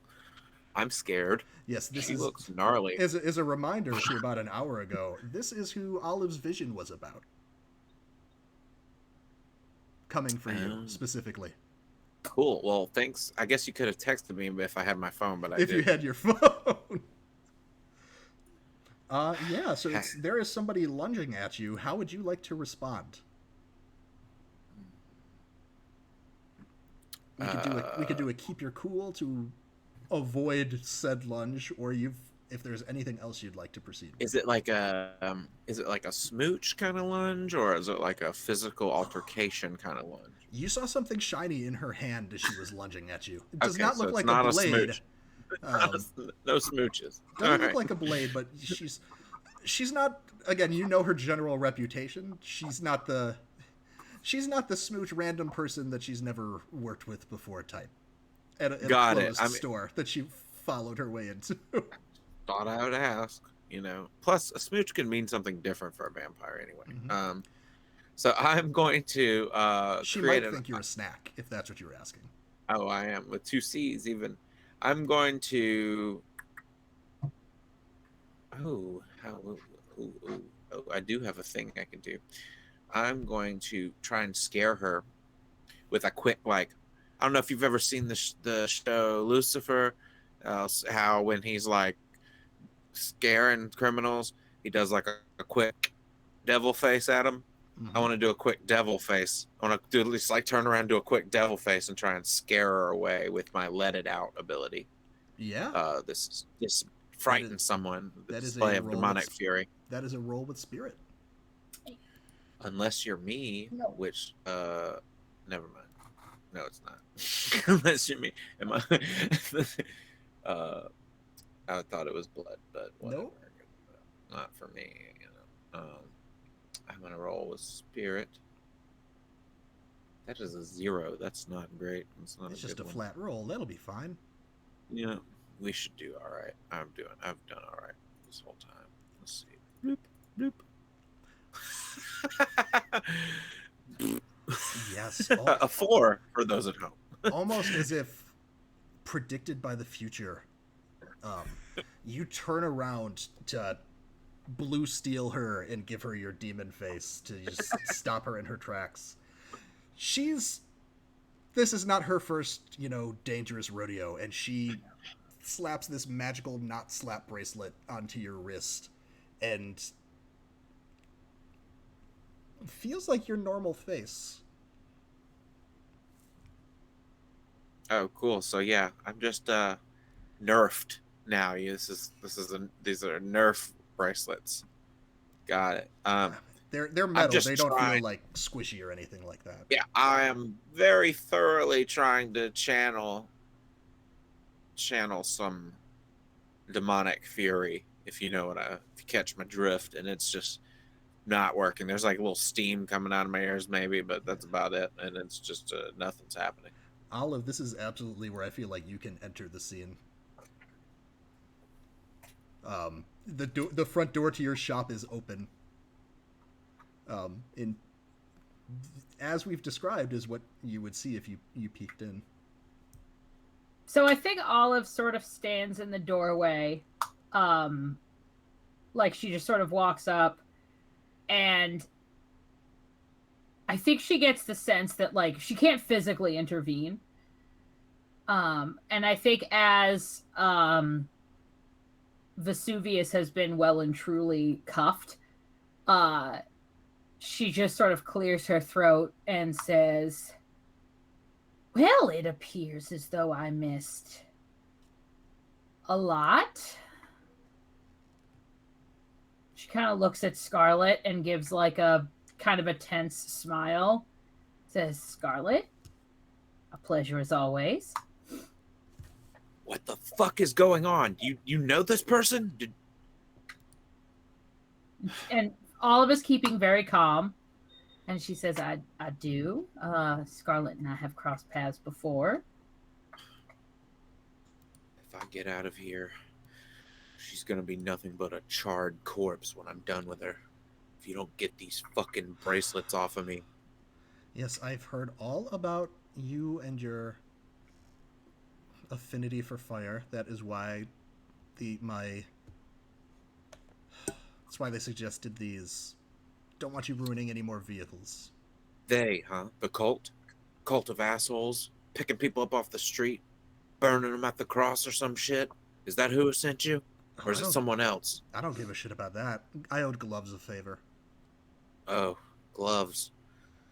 She is Also, another lucky person. She really liked that car, by the way. She is not pleased.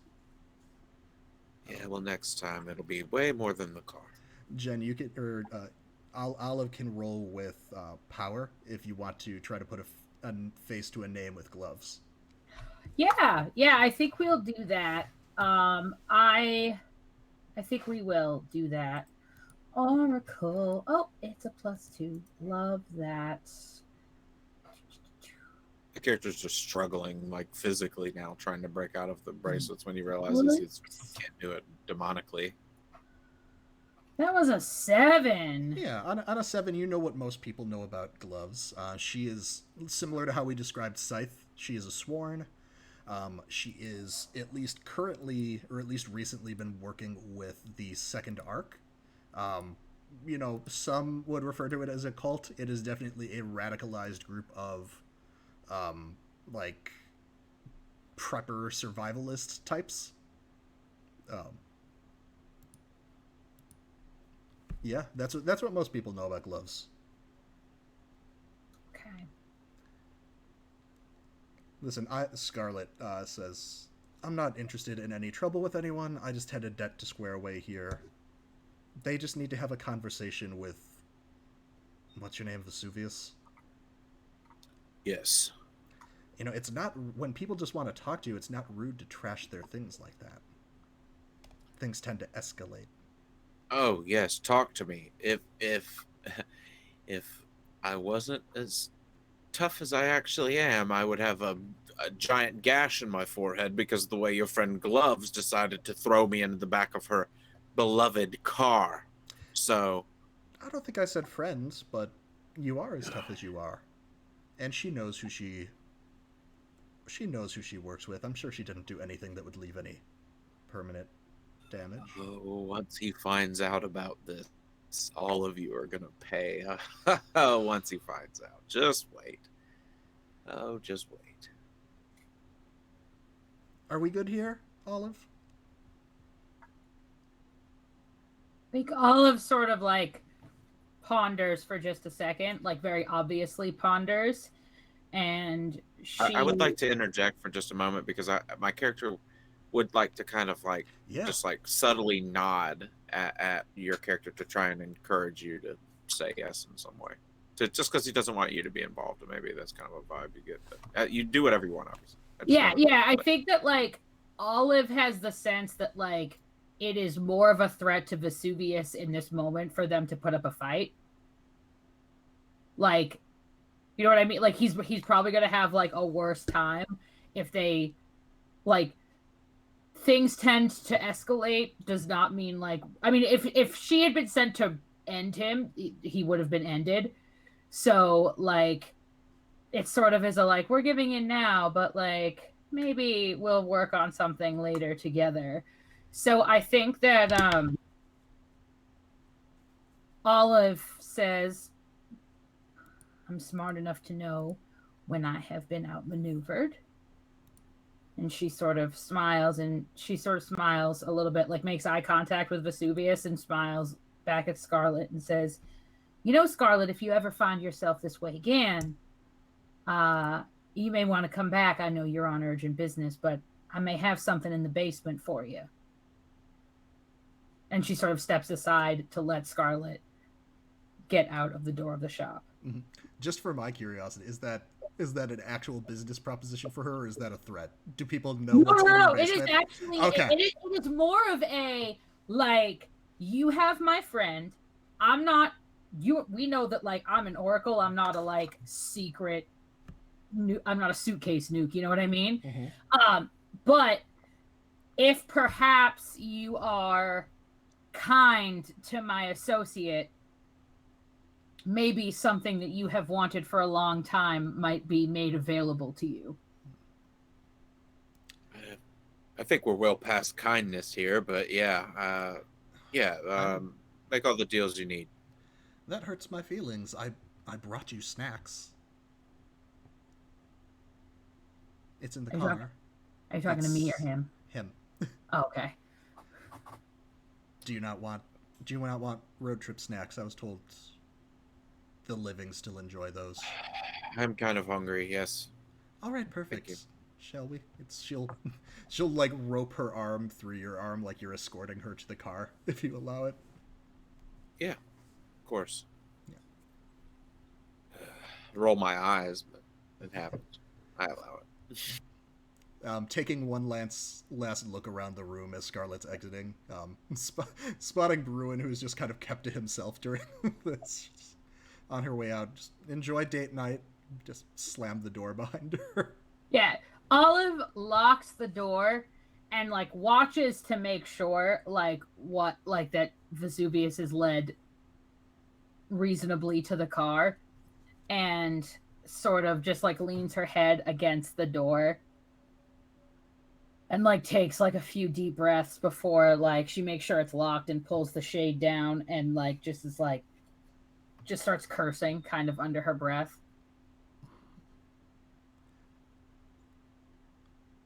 And I think after she like realizes that Bruin is still there, because now like she sort of has come back and like looks at him and just sort of just sort of says, "Hi." I could leave if this is a bad time. I mean, in all honesty, I would say, as long as that's not a very large bottle of old lady perfume in that bag, this might be the perfect time. No, it is definitely not that. I don't. So I only brought some plastic cups. I don't know if those are. I don't want to be, classless if you have like actual glasses you'd prefer to drink from, but I'm not picky.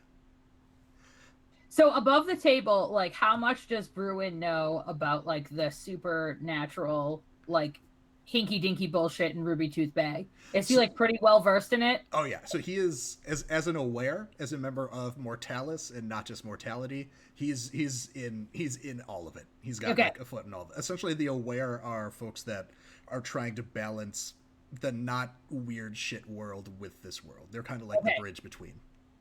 I think that Olive goes to not her house, not the upstairs part, but to the desk. She pulls out like not like a real classy wine opener, but one of those one that's like a penknife and like thing, like an old school. And she just sort of looks at him like very deadpan and says, "Bruin, my friend, a demon, just got escorted out of here by a vampire wearing a demon neutering slap bracelet. I don't know if class is really available to us in this moment. I don't know if any sort of maintaining social niceties is really something, but I do appreciate your attempt to maintain ambiance given the circumstances." Oh no, I mean I've not visited the store that much. I didn't know if this was a normal evening for you or not. I mean, not all in one day. Not all in one day. And there was the time with Dawn and the werewolves, but like I like to think that that was a mistake. It, it mm, no, it has been a quite interesting evening, shall we say? Yeah, he's pouring the glasses out. Yeah, I do tend to notice that when shit hits the fan, it does tend to come from multiple angles at the same time. It's nothing bad stuff doesn't want to spread itself out. It all wants to happen at once in this town. Yeah, when it rains, it pours. That's an expression that would have summed that up a lot quicker. Yeah. She sort of like cheerses him, and I think like she kind of looks like resigned because she thinks he's here because he needs something, and she sort of looks at him and she's like, "So to top off my night, what brings you to this side of town?" Oh, just I've been keeping up with the missing persons case, and I wouldn't have gotten as far with it as I am now without your help, and I thought I would come and show my gratitude. Offer if you were I didn't know your night would be this exciting. I didn't know what the life of an oddities dealer tends to ramp up to in the evening. So my mistake for thinking you'd just be sitting around bored counting inventory. Oh, Bruin, if only I had been. So I think like she kind of like mulls it around in her, like mulls around for a second, like she looks like she's thinking, and she's like, "I have much more comfortable seating upstairs, and I probably have a couple of bags of pretzels lying around. Unfortunately, tomorrow is grocery day, so we're running a little low." And I think she says, she kind of indicates and resets all the alarms and like makes sure everything is locked. Mm-hmm. Like, makes sure things are locked, like, several times. Yes, your friend got on his own? Is that something we should worry about? I mean, I can find, if you've got his number, I can find that phone. I think she kind of looks at him. Not that the pretzels don't sound fantastic. He said y'all were old friends. I didn't know if we should worry about if he's someone that needs a life preserver right now. So I think that she kind of like looks at him and like her eyes kind of like light up because like she was pretty much expecting that she would just have to figure this out on her own. Like she was gonna like pour him a bowl of pretzels, drink a bottle of wine, and then like spend the rest of her time like using her admittedly limited resources to like try and figure this out. Mm-hmm. And she like kind of smiles and like it's like a very genuine smile and not I'm calculating behind my eyes sort of thing. And she puts her hand on his and she's like, let me go get my laptop. And she goes up, she goes and gets the computer and she sees that what Vesuvius was watching and sort of gets to a point, like opens her contacts and whatever and gets him what he needs. And I think just sort of starts talking about like Vesuvius, like I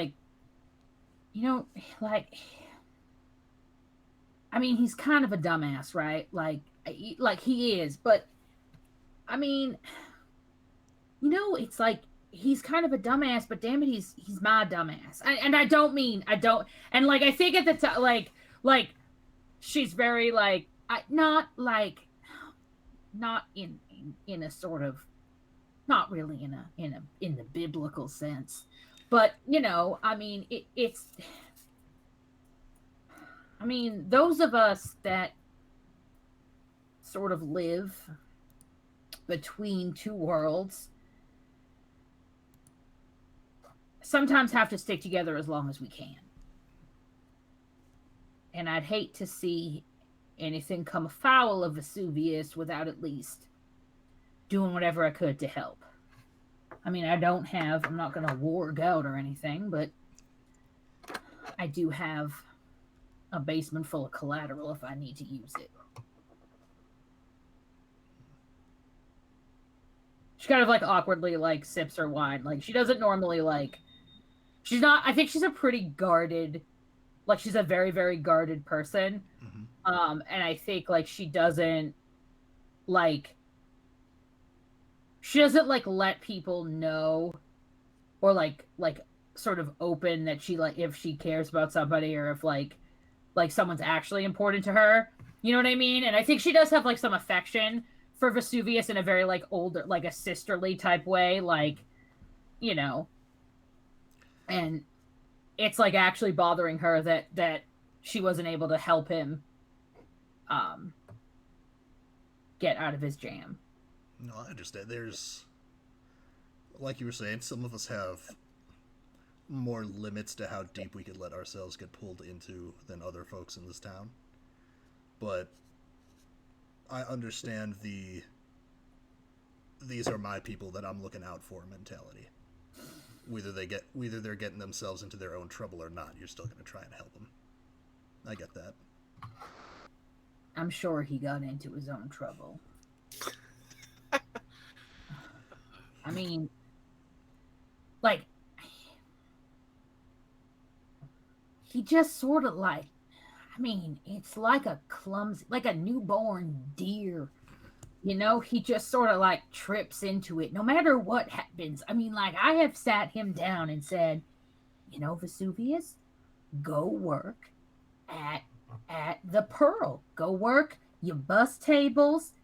It's decent money. You don't have to worry about anything. No, won't do it. Demon of relaxation, my ass.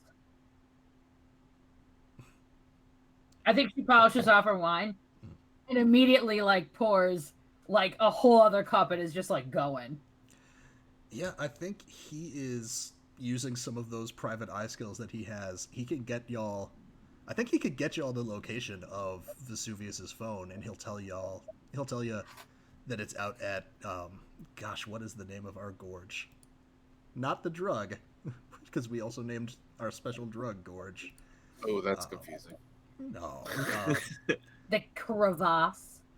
the Crimson Root Gorge. That's the name of it. Yeah, like it. Yeah, so his phone. That's not great. His phone's out in the outskirts of town. I don't suppose. Do you have any? I don't know exactly what your friend was getting into. He was trying to pull me in to investigate some kidnappings by a cult, but whoever took his shit, that's where it's at. Bruin, what do you know about the second arc?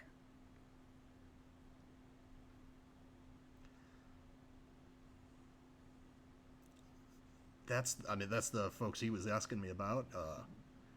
Not a whole lot besides, oh God, whatever.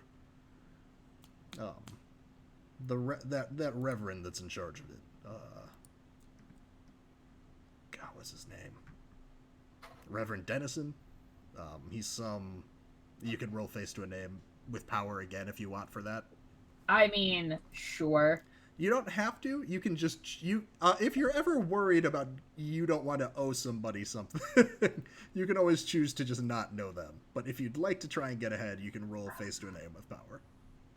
I mean, I'll try it out. I always do anyway. I just like to give folks. Okay.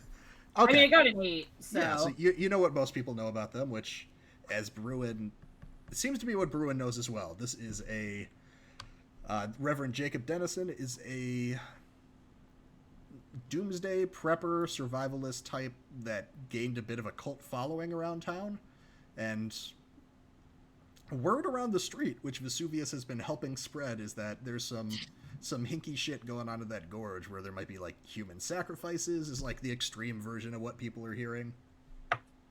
Okay. Is there a way? Oh, damn. Okay.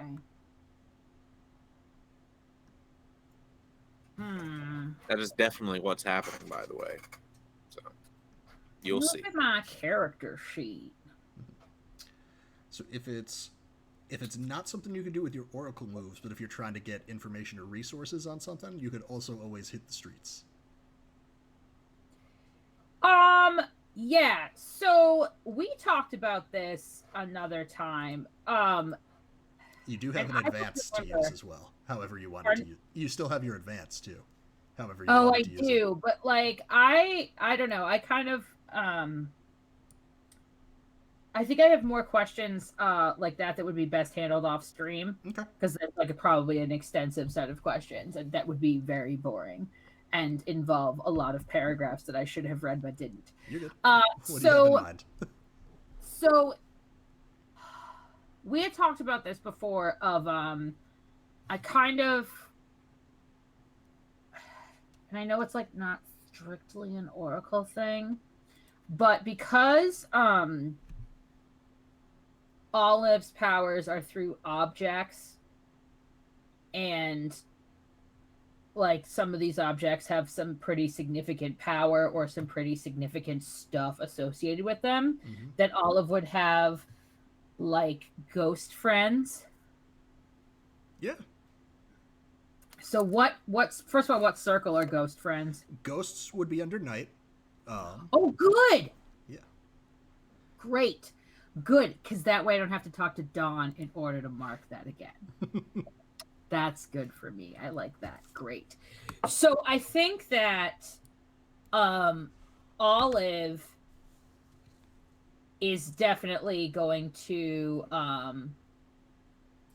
do that. Cool. Definitely going to hit the streets with Knight and talk to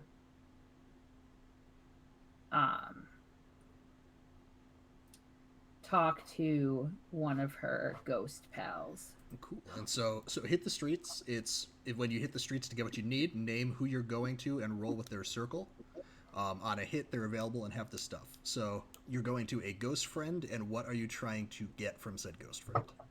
So Olive is going to she's going to go downstairs to her to the basement of the shop, but not the reading room, which is kind of decorated a little bit like, oh, it's a fortune telling room. Oh, look at all the scarves and beads and shit that she bought at Target.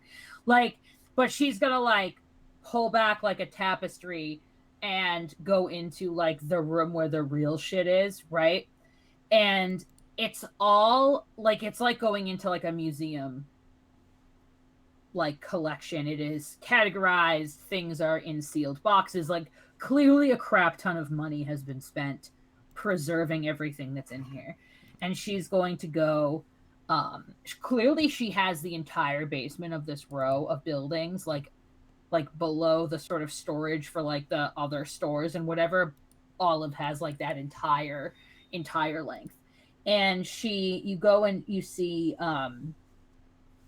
it's all these like necklaces, and they're sort of on display and they're categorized. And she opens and she takes a cameo, and there's a tag on it that is written in like very neat handwriting, and it is Letitia DeWitt. And Letitia DeWitt was a well, to put it gently, she was a lady of the evening in when Ruby Tooth Bay was Spanish colonial holding. And she actually met her end at the gorge. Got it. At the gorge? At the gorge. That was before it was a gorge, too. Yes, that was yes, before the yes. accident. So she was murdered by a former customer who had sort of become very possessive and not really understood that like he was not worth her giving up her independent life. And her cameo was found by one of the many treasure hunters that have come through who have no idea what they pick up, but they bring it to Olive's antique shop. And so Olive has sort of kept it and tends to like has a grave for her and like everything, and is very like careful. And so yeah, she is going to sort of hold it. And I think that is how she kind of communes with the spirit. Does that answer your actual questions? So, I mean, that's all super cool information. Right, but I have to make sure it works. Well, what specifically are you going to her for? Was the question. So she, like, her sort of haunt. Information on the gorge, it sounds like. Yes, she will, if she is available. She sort of, that's where she's like seen, like she's one of the like urban legend spirits of around. Got it. That, like, oh, if on the perfect night of when she was murdered, you can hear her screams. Oh, look at that. You know, that sort of a deal. Mm-hmm. So that is what I am specifically looking to her for, but she does it through the cameo. And I think Bruin would probably be like it's giving Bruin a little bit of an idea of exactly what this operation is that Olive has going. Got it. Yeah. So in that case, you hit the streets and you roll with night, and you mark night. That is a -1.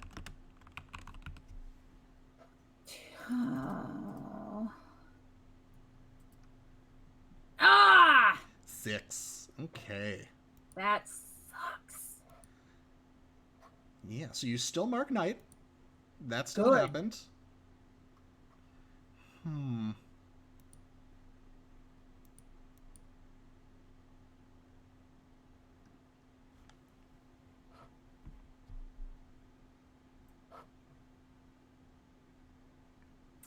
Huh.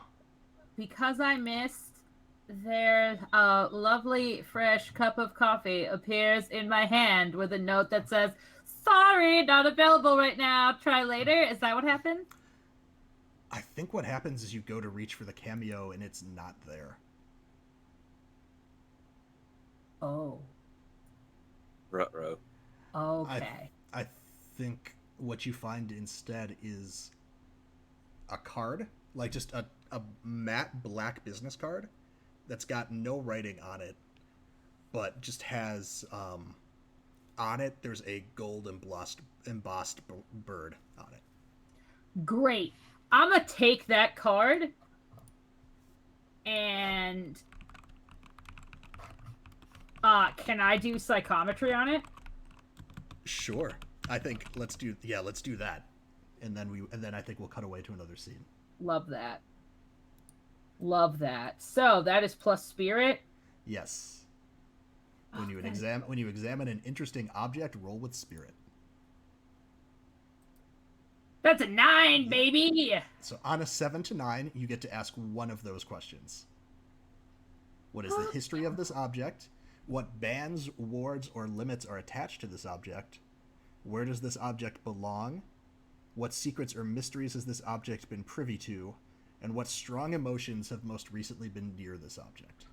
Okay, so I feel like I don't really care who Captain Mick breaking and entering felt the morning that he got his new business cards in the mail from Snapfish or what the fuck ever. So I don't really care. Like, I don't care if his chakras were in alignment that day. I don't. Oh, I kind of. Oh, so damn. I'm interested. It's between history, where does it belong, but also secrets and mysteries. So I feel like all three of those will give me who it belongs to, because, like, you know what I mean? Like, by process of like I don't know physically where they are. Like, I don't know physically where they belong or temporally or whatever, but I definitely feel like all three of those would give me some indication of who it is, or I could easily find out because I also have Bruin right next to me. Mm-hmm. So I think I'm actually going to go to I got Secrets and Mysteries. I gotta go with Secrets and Mysteries. What secrets or mysteries has this object been privy to? Because when somebody brought it to me, there was clearly a secret because I didn't know they were coming to visit. Yeah, let's go. What mysteries has this object been privy to? Mm-hmm.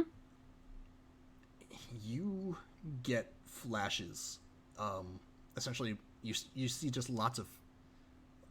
You see yourself picking up the card, and you just see in your hand like lots of other distinct hands picking up similar cards. Like, in some of them appear to be in vaults, some of them appear to be in luxury apartments, art galleries. The mystery that this object has been privy to is that there is, I think it would be, in terms of archetypes, you'd most fit them under a scholar or under Mortalis. There is a scholar named Skylark who has been acquiring quite a bit of valuable artifacts around town and specializing in getting ones that are already owned. And you know, the mystery that you get from this is you are not the only one that's been hit, and there are a lot of powerful people out to find this person that are not happy. Okay. Do I have any other cards? Or is it just for that cameo? Are there any other things that are missing? I mean, like, obviously I'm not going to be able to look through the entire vault. Sure. Because I feel like that cameo, like, if you come just for that, you have to have some idea of what you're looking for. Right? Because it's, like, not that exciting. I'm going to roll a dice and we'll see. On a 1, that's not the only thing. All right, that's not the only thing. You tell me what else is missing. Okay, so I think because Olive's like not entire, like Olive is still a person, like she has collected a lot of things from people who were like died or were lost as a result of a wrong that was committed against them. Mm-hmm. And it's sort of, I think, is like in her mind, like because she has this power to like avoid issues, there's like this, I don't want to say like sense of guilt, but it's almost this like there were other people who couldn't avoid the struggle that befell them. So she has collected like a lot of these artifacts, and because of Ruby Tooth Bay's sordid history during the colonial period, there are quite a few artifacts from like people, like some of them from the indigenous people who were in this area, some of whom from, you know, all kinds of people who met all kinds of tragic ends. And I would say that like the ones that are from like that ship era that we had talked about, that party boat, if you will, the brothel ship, those are the ones that are missing. Got it. So they're like, she's got like a decent amount. So I would say like within a few minutes, because once she figures out what she's looking for, she's able to see like 6 or 7 of these. And I think as the cameras, I'm taking the camera from you for a second, Pat, because I know you want to get out of this scene. You're good. I think she has these cards, and I think she looks like at Bruin, and you could tell that she's pissed, but she's got a plan. And she looks at him and she kind of smiles and she's like, well, detective, it is perhaps quite fortuitous that you chose to see me this evening. And I think that, you know, she's set off on the trail to figure this out and hopefully figure some stuff out with Vesuvius, because there's clearly some connection through this physical location and whatnot. So yeah. Awesome.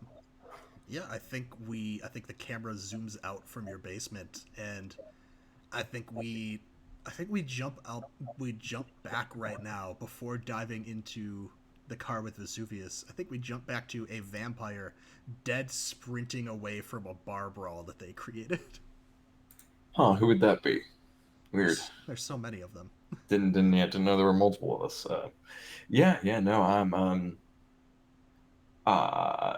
I'm immediately regretting not taking that bloodhound, because that kind of would have been perfect for this exact moment.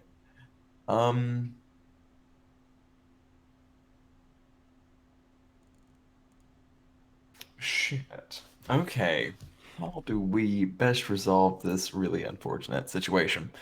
Let's see. How about... Where did you run to? I guess is maybe the first question. So far away? Yeah. I think...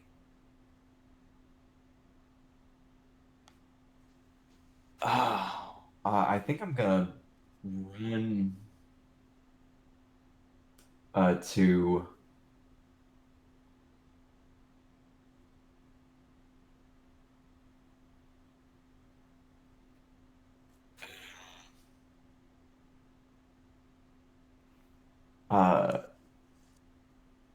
Donkus Films, kind of a really shitty like independent film house, like movie theater. Like they would do a lot of art house and a lot of retro. Okay.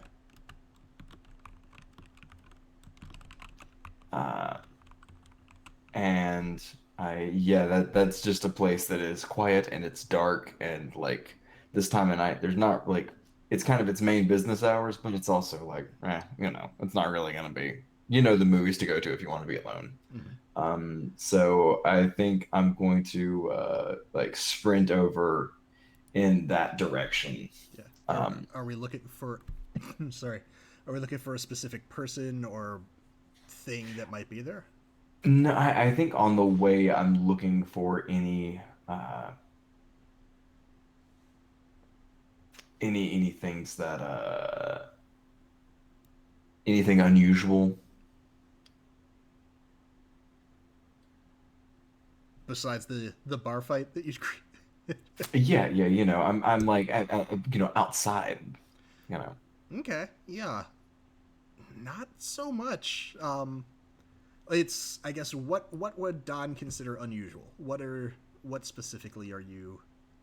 Knocked over fire hydrants, plants growing in unusual places, um, a corpse decapitated on the street, Sure. things like that. And I guess what is your who? You mentioned wishing you had the Bloodhound move. Who are we looking for? Who are we trying to get signs Looking to? for fucking Snoopy. I was gonna say I didn't know if we were looking for Snoopy or um, the statue. No, the statue's still in the building, right? Because I threw the Yeah. bottle at the statue. Yep. The statue was still there.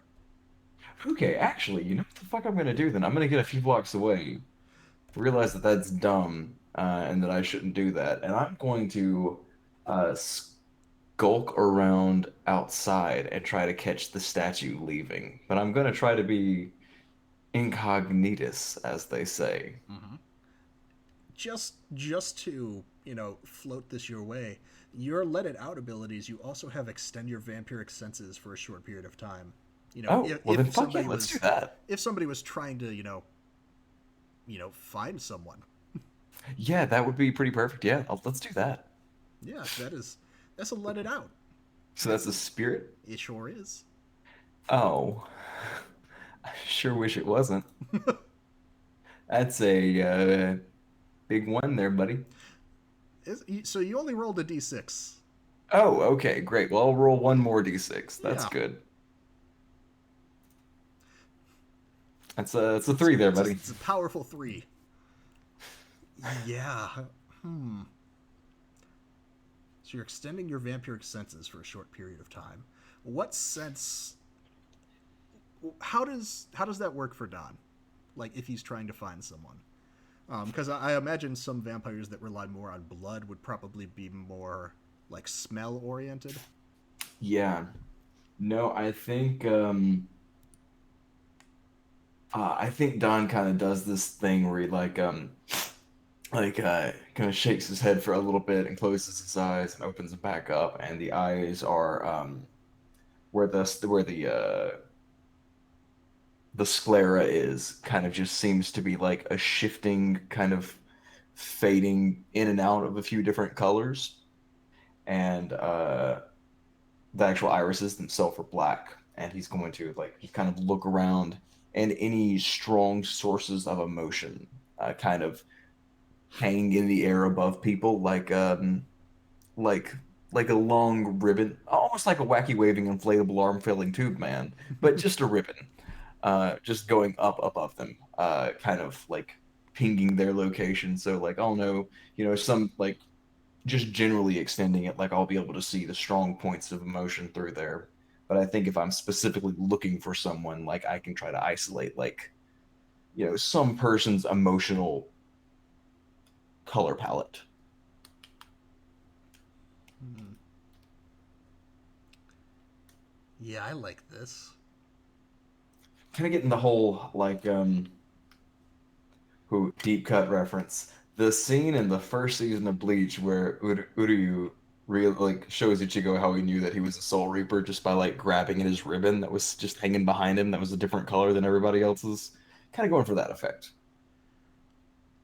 Yeah, I think with the fail, the way that Hmm. came up, I think you're not sensing Snoopy's ribbon because Hmm. you've interacted with her a few times, and Fae have a slightly different characteristic to them than mortals, than demons, that kind of thing. Hmm. I think as you've sprinted away a few blocks now, I think you're kind of next to, um, It looks like a pretty discreet club at this point, or like it looks like it would be a bar or a club, but it's not crowded. It's loud from the inside, and I think your senses are just getting overwhelmed because there is just. It's like if you're standing next to like a giant fucking light in the darkness, and it just drowns out your ability to see anything in the distance. Okay. There is some strong emotion in right next to you.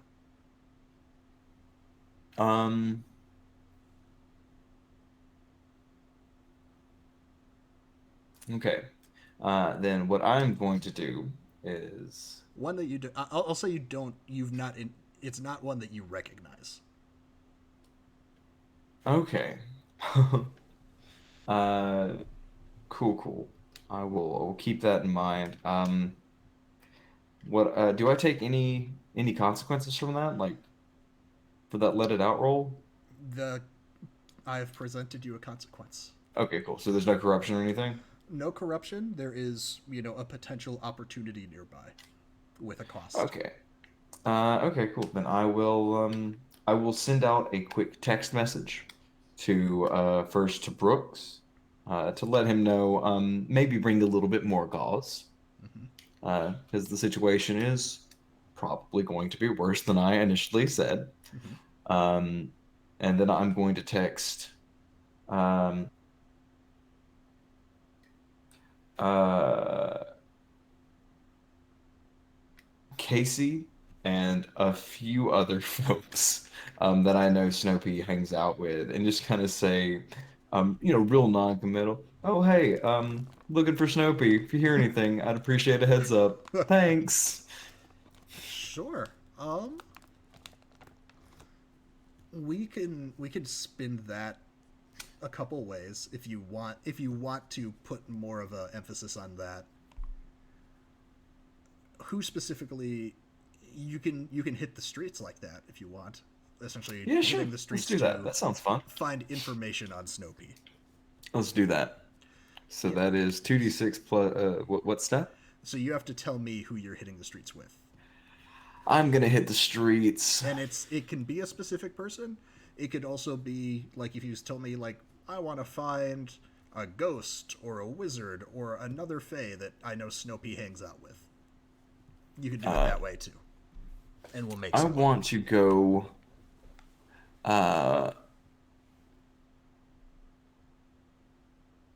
With someone from Wild. Okay. Any preferences on if it's a fae or a demon? All up to you. Actually, I've got some idea. Okay, yeah. Roll with wild for hit the streets. Roll with Wild. All right, so that's gonna be a +1. Hitting those streets. That's an 8. An 8. Okay.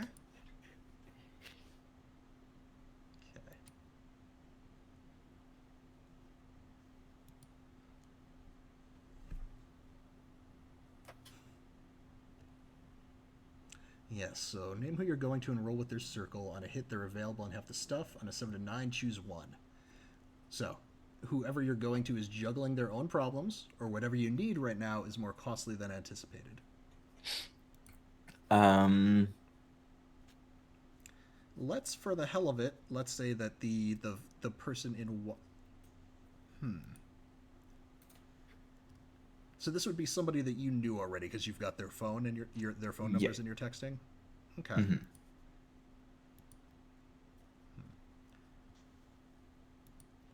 Do you want to pick someone or should I? Hit me with it, my man. Okay. You know what? Why don't we go with Clegg, the auto Clegg? fae.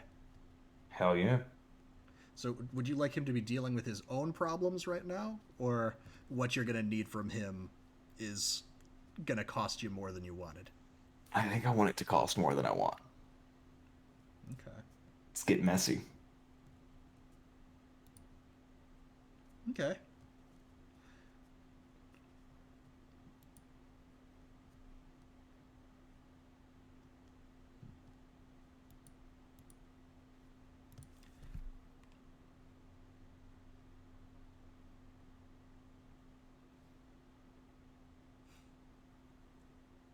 Yeah, Clegg texts you back.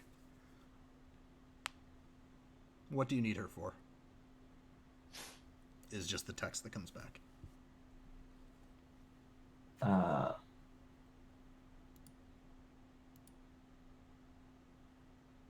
Someone else is looking for her too. I'm trying to keep her safe.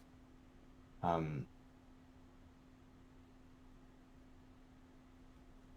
don't. All right. Let's do this.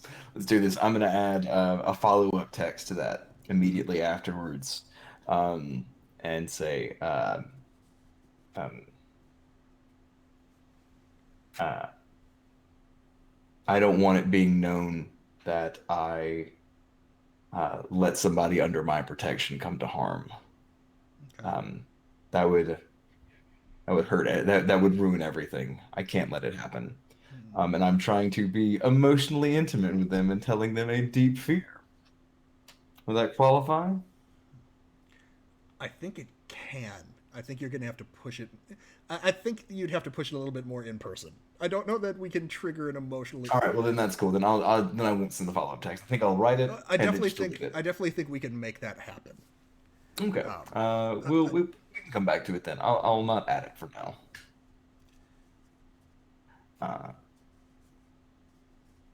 But yeah, I'll tell him that someone else is looking for her too. But I'm just trying to keep her safe.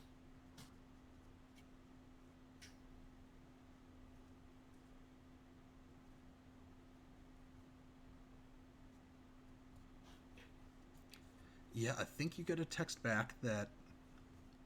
So it's going to cost you more than you anticipated. Okay. You get a text back that says, I need to know you're on the up and up. There's weird shit going down tonight. Meet me here. And he sends you an address. All right. Fuck. How far away is it? Let me see.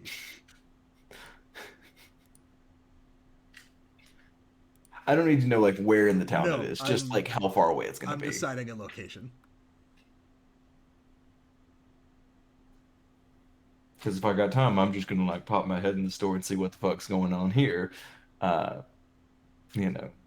Yeah, it's not far. You know what? Sure. It's a restaurant called Cinderella's that he wants you to meet him at. Okay. Cool, That cool, is cool. that is actually pretty close. It's on the right side of town, so you do have time. Great. If I feel like I've got a minute or two to be there, ever the risk taker, I'm just gonna peek my head inside this club and see what's going on. Yeah, gosh, how to describe this club? There's it's dark inside. It's loud music, but it's hard to describe because it's intense and it's loud, but it's not abrasive, if that makes sense. There's almost like Sure.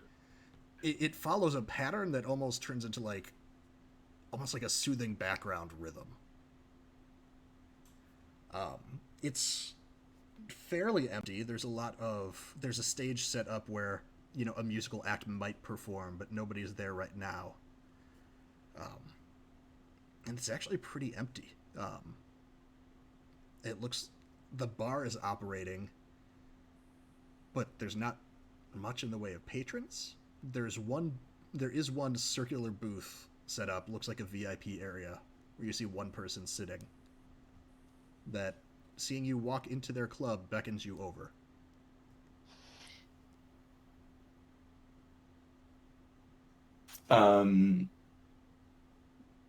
You can put a face to a name with Wild. Yeah, let's do that. Let's do that. Oh man, second wild. I Shit. know. Sorry. All right. Had bad luck when I picked. Oh well, that's fine.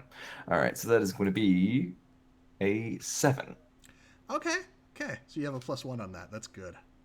for wild. Yeah, that's what I was asking. So you rolled a 6 and you had a +1? Cool. Yes, it is a wild. Cool. Yeah. Yeah, this... You know what most people know about Belphegor.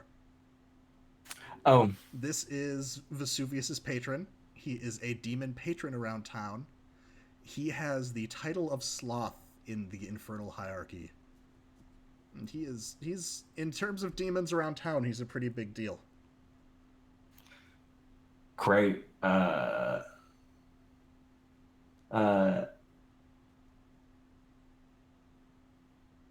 yeah, I guess like I'll see it and like it'll be the brief moment of recognition on my face. Ah, fuck.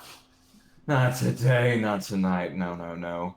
And then just like the fake customer service smile and just kind of walk over and go, hey, hey, Belly, how's it?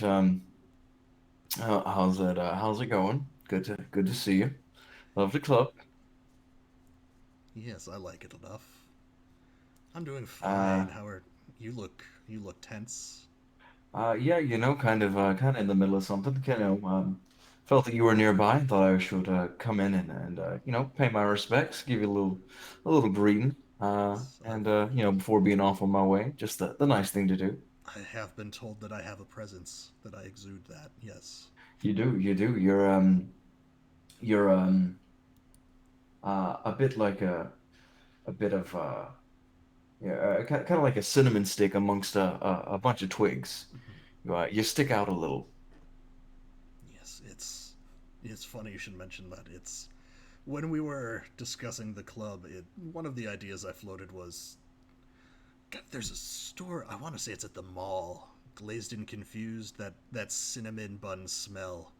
It just lulls people. Weird thing. That's actually Cash and I heard. Yes. It just lulls people into such a nice, calm sense of security. I wanted to pump it through the place. Yeah, yeah, not a bad plan. Is there anything that I can help you out with? Uh, I it, imagine I imagine I could help you with quite a bit. It's like I said, you've ah, got look like you have quite the burden on your shoulders. Maybe you should sit down and take a rest.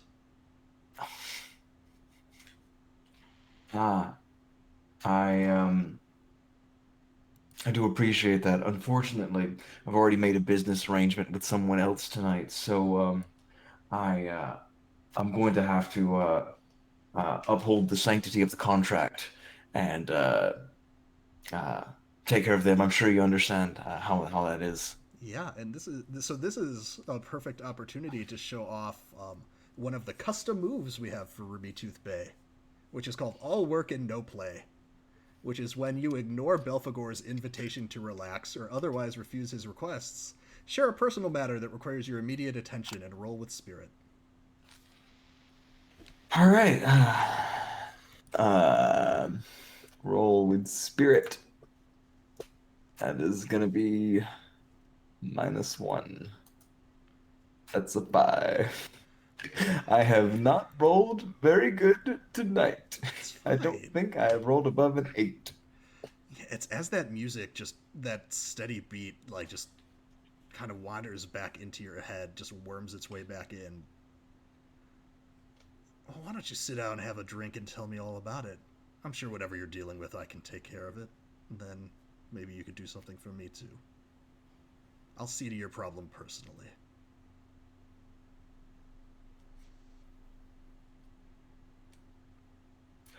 Sure thing. Yeah. Do you mind if I was supposed to have a business meeting. Do you mind if I bring my friend?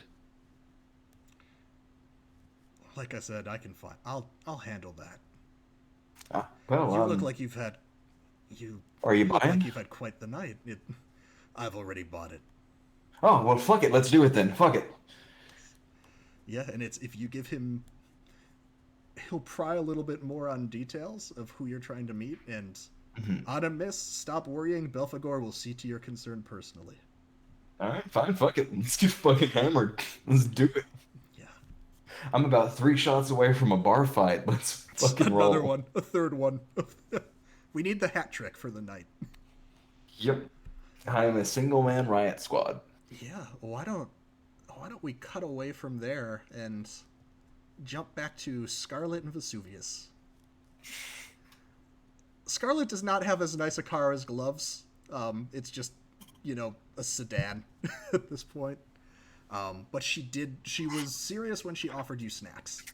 She's got You know those Scooby-Doo gummies? She's got some of those. Oh, good. The little Goodness. like cheese and breadstick like things that you see put in little kids' lunches, where it's Ooh. not real cheese; it's like cheese product, but it's not bad. Ah, There's a few high C's too, and like good high C's, like rare high C's, like she's got like a whole stash of the Ghostbusters ectoplasm one with like Slimer on it, if you remember. did you steal? I asked her, hey, did you steal it like from a 12-year-old's lunchbox or something back here? This is some pretty specific stuff. Like, I do you It is do you pretty kidnap? specific. Do you like have kids, or you like get paid to kidnap kids, or like what? I mean, what is this for? Like, honestly. First one is a pretty personal question. We don't know each other that well yet. I don't. Oh, I've not been. Again, I don't get paid to kidnap anyone. I'm simply picking you up for a friend to pay it. Not even a friend to repay a debt. oh, And I, when you live as long as I do, you collect things throughout the decades. oh, I thought I was being conscientious in offering you a rare snack. You're welcome to not have them. oh. Yeah, no, I'm not interested. I'm interested in discussing how I can get you to pull over and let me out. So, you said you're doing this because you owe someone a favor. Well, what if I killed that someone and then did a number of favors for you? Uh, See, whatever you need done. see, you say that, but I owe gloves, and the way I hear it, last time you two met, you turned tail and run away. Uh, yeah, because well, honestly, you did you see the roof of the car? Did you personally see it? Not in person. There's a whole rant on her social media right now. Yes. Well, go to her Instagrams or whatever, or TikToks or whatever, and you can go and find out yourself Well, I'm driving right how. now, and I've got precious cargo, so I wouldn't want to endanger you. I'm just saying, if I melted a hole in the damn roof, don't you think I could have done it to her melon of a head? I don't I know. chose not to. I've seen gloves fight. Have you? Oh, it's not a matter of fighting whenever I'm melting your face off, is it? Sure. Ugh, I'll anyway, tell you what. I'm not trying to threaten you. I'm just saying you're okay, sorry, not your friend, your associate whom you owe a debt to. Um this person just was quite hostile when picking me up, so and I chose not to kill them, and I just chose to exit their vehicle. That was the quickest way to do it. So I will pay for their damages. Let's just end this. This is The ridiculous. See, the way I heard it was you just came right along. I heard she didn't need to threaten you at all. Oh no, I was curious. I thought possibly this was some sort of. Listen, I found her to be kind of attractive, and I thought possibly Belphegor had sent, a woman to pick me up and take me out or something. I don't know. He's done that before. Really, I, that's the kind of benefits you get. well, a number of things, yes. Relaxing things. Sure, that was worth the soul then. Oh, I mean, I guess. Yeah, yes, no, 100% worth it. You saw the roof, right? I mean, go to the Instagram page. That's what I got in exchange for the soul. It's Mhm. 100% worth it. Okay, listen. So you're taking me to your friend Gloves, who's involved in this cult. Do you know anything about the cult? You in it? Why would I be in a Why would I be in a cult? I don't know. Why would Gloves be in a cult? I don't. She's got I don't know. She's got a lot of personality. I guess someone needs to apply that somewhere. No. Yeah. I've not. It's none of my business what she chooses to do with her free time. Well, you seem to value favors. What can I do for you to bypass all of this? Is there anything you can possibly even think of? I, what can you do for me? So far, I don't have any cars that I need incinerated, and I don't know the rest of your skill list. Oh, I can make people disappear pretty easily. I can enter pretty almost any location with no problem. Just whatever you need. You need You muscle? can I've got it. you can make a persuade an NPC roll with seduction, promises, or threats if you'd like. All right. That's a roll of heart. Promises would be what I'm doing here. So let's see. Oh, sorry, I lost my mouse. I had too many windows. Okay, found it. All right, we're good. I'm gonna roll heart. 6 total. Right. Not that I'm not that I'm doubting you. I'm sure those are all things you're very good at. If you survive tonight, which I have no reason to believe you won't, again, just asked to pick you up, I'd be happy to talk business with you. All right. But I won't hold this against you. I don't need the problems that would occur for me going back at my word with gloves. I suppose I understand that. Listen, I won't include you in this. I won't include you in what happens to them if they do anything wrong to me. So don't worry. Just take me there and drop me off. Repay your debt, and then I highly suggest you forget this gloves person, because they may not be answering their phone soon enough the way that they treated me last time. Oh, for a second I thought you were just going to take their phone. Replace your phones. No. Oh, I'm getting my phone back, but I definitely will be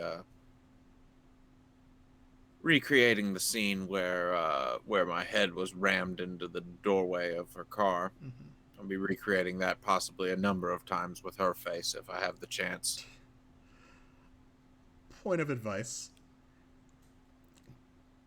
Like I said, gloves is only... The favor is just to get you there. I'm going to be taking my hardware back, your little adornment, once we get there. Before diving straight into a brawl, you might want to at least get a better sense of what's going on there. Oh, 100%. I intend on talking to this Dennison person personally, if possible. Good luck with that. It seems a weirdo to me, but for whatever reason, you've attracted his attention. I think if it's okay with you, I think you guys are getting pretty close to the destination at this point. Oh, for sure. And I tell her the whole deal. I'm what I've been gossiping about. I just gossip to her about the whole human sacrifice thing and how this is like some attempt at my character trying to, like, I don't know, if obviously being a member of the Church of Satan, he's going to feud with some, like, extremist, Christian kind of survivalist organization from some crazy reverend guy, so obviously he's going to kind of have like some sort of internal feud already going on. So it was real easy for him to take charge and trying to bring them down, but he kind of feels like he's being a hero in some way. He's been doing all this like kind of evil demonic stuff. So the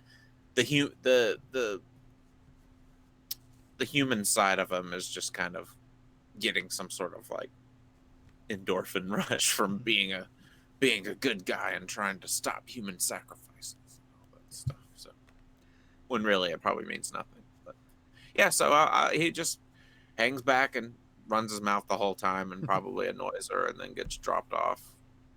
Yeah, I think y'all pull up to the gorge is a bit lower than you are. You're kind of on like a parking lot that overlooks it. You see gloves leaning against what's clearly a rental car that she's not happy with. And yeah, Scarlet will come over to your side, help you out, and like I said, if you survive your little holy crusade, you you know who I am if you ever need any muscle in the future. You got it, especially if you have devices like that. That's not. I don't have a lot of them, but run into all kinds with my line of work. And she'll kind of tap it at a specific angle, like pricks her finger and with her blood essentially taps it and undoes whatever sigil is on it. Of course. You two play nice. If you get your phone back, I'd give you my number in case you need a ride when you're done, but ask Love, she'll have it. Climbs back into her car and drives away if you let her. Of course, yeah. And I just sort of make eye contact with Gloves, and I'm sure she lets off like some sort of sigh or something, and then I let off some sort of like demonic grunt that's like really guttural and otherworldly. I don't change form or anything, but I'm like, afterwards, I'm like, well, I'm here. Yes, welcome. We could have done this a lot faster with a lot less of a pain in both of our asses, I would think. But welcome. Okay. Where to? Let's go down there. It's, I assumed you're telling everyone that the Reverend is killing people. I assume you'd want to see for yourself what's been going on here. And just to clarify, people have the rumor is that people are going missing, right? I know I created it a while ago. I think you made it in that it was people are going. They are supposedly kidnapping people, potentially for human sacrifices, is what you've heard. Okay. Yeah, people have been going missing, and a lot of them have connections with your organization. So, yeah, of course, I would like to see what's happening. What? Well, let's go. Let's watch the show. Or, I'll pull up the Reverend first. The show. Tonight's a big night. Thanks to your help. Yeah, my character's gonna burn all these people alive. Some crazy shit's going on, and that's what's gonna happen. And I'm gonna make it happen. Sorry, that's me thinking this, not him. No, He's remaining calm. He's remaining calm. You're good. So, have you met the Reverend before?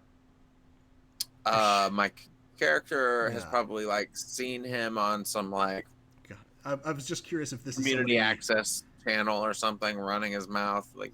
Yeah, so I guess I was curious if this is somebody you would put a face to a name with or not. Like, Oh, yeah, either you two would have had like any kind of working relationship at some point. Yeah. Let's do that. Put a name to a face. All right, roll there. Circle. What circle is anointed? Power. His power. Right, I've already accomplished it, but I was to roll to do 8. Yep. So it's what most people know about him, which we've kind of covered earlier in the episode. I think when Olive rolled, survivalist, doomsday prepper, cult following, Yeah. living out here in the boonies a bit. Yeah, kind of one of those snake bite, drink cyanide type crazy mountain people. I think kind of was what I had in mind with the way some of these people behave. Yeah, and I think Gloves starts walking down a path that's leading into the gorge and has you has you follow along. Yeah. And at one of the first landings, the Reverend is there waiting for you. Or is there waiting, at least overseeing things, and he's kind of playing with your phone. Oh, of course he is. Yeah, and he would be able to discover my real name probably if he's messing with my phone, because I'm probably in there somewhere. Yes. Gregory. Yes. Mr. Gilbert. Pleasure to meet you at long last. Yes. I don't necessarily believe it's a pleasure at all based on the way things have gone, but yes. That's been entirely in your court. I'm overjoyed tonight, and all thanks to your intervention. Listen, We I've heard from. I don't want to hear any of your nonsense. I just want to know where these people are going. What are you doing with them? oh the people I'm saving. Yes, well, don't worry. You don't have to listen. I can show you. Come. And he's got like a he's standing at a railing that's overlooking further into the gorge. Do you mind if I slip into something more comfortable? Gloves kind of sidles up next to you. She's just like, as long as you don't mind me doing the same, and just kind of flexes these. She flexes her fingers, and you see on both fists these two like they're not brass knuckles. They almost look like silver, but very very polished and with like white adornments that just start glowing in these runes that, as a tainted, you would know are blessed. Okay, yeah. So my this black smoke that's started to kind of trickle out of my ears like subsides. Well, I suppose I'll remain in this outfit then. Whatever you're comfortable with. It's entirely up to you. I think you'll have more. I think tonight will show you've got more choice in the matter than you seem to think. And if you're willing to come forward, he will beckon you over to this railing. All right. Where you see arranged down below, there are what looks to be like some sort of ritual circle at the bottom with people at 5 points. And I think you would recognize at the very least one of them if you want to go ahead and roll face to a name with wild. You got it.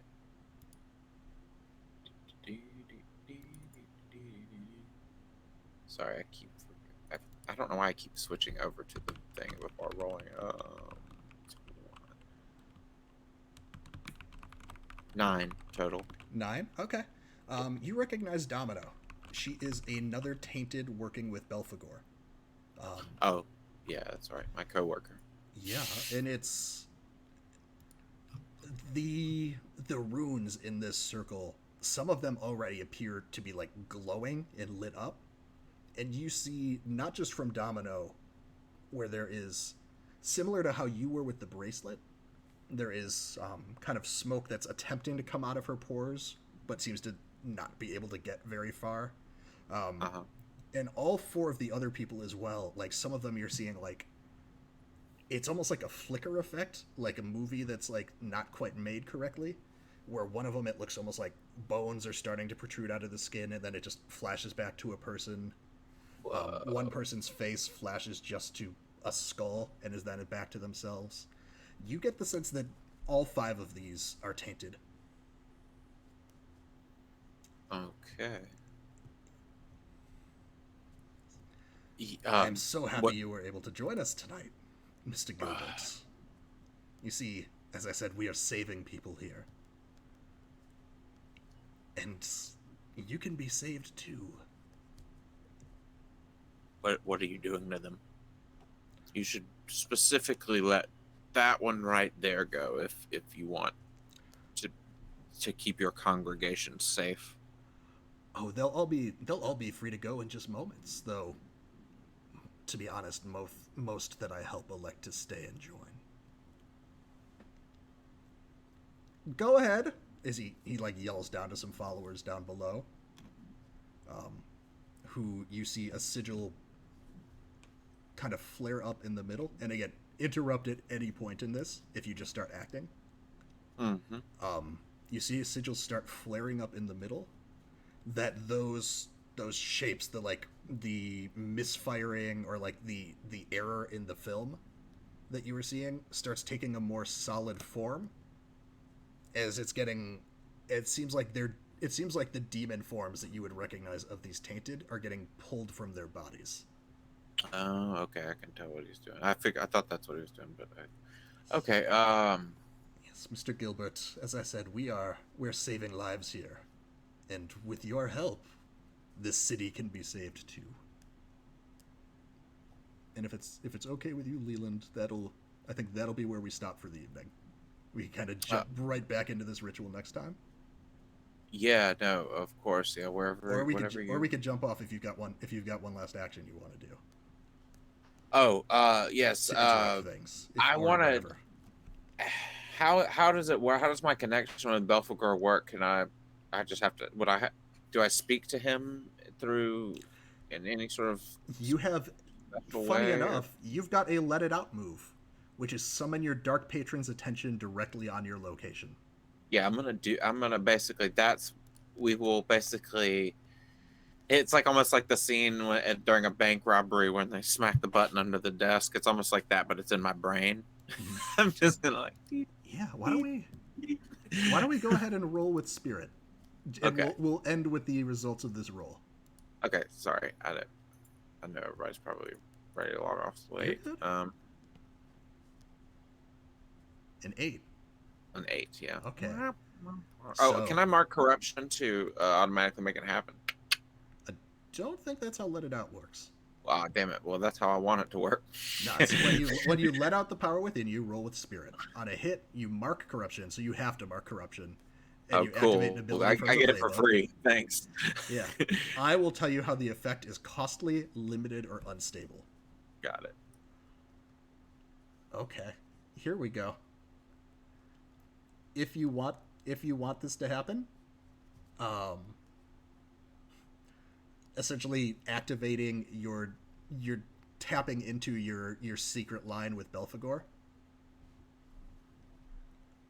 then it's the part that's going to make it costly is that it's going to be the ritual is going to like kind of lock that part of you down, and you're not going to be able to transform for the rest of the scene. I'll say that's how it could be costly, or I'll say that it's limited in that Belphegor doesn't get your full message and may not respond right away, and you could choose between those two. So either the cavalry's coming right away, and you yourself will be limited when we kick back off, or reinforce. You'll be at full strength when we start back off, but reinforcements will be slow. Yeah, and we have time to do one more brief scene, possibly with not with my character, but with healing Kasey's character. That's something we could jump into next time. Okay, got it. That's something like there's the location that don't worry, there's healing like right next to her. So Okay, I got it. Yeah, Got it. Okay. we got that covered. All right, awesome. We'll be good on that front. So yeah, what do you prefer of those two options? Does a part of you get locked down with the ritual, or does a part of the message get sucked up in the magic? I'll say the location is off. Maybe the second option. Okay, yeah. So it's you send an emergency broadcast to Belphegor. Some of the information got off, some of it didn't, and yeah, we will. I think the camera zooms out, kind of going straight up from the quarry as, just the area is just highlighted in this ghostly glow from the sigils, and we'll kind of cut out there.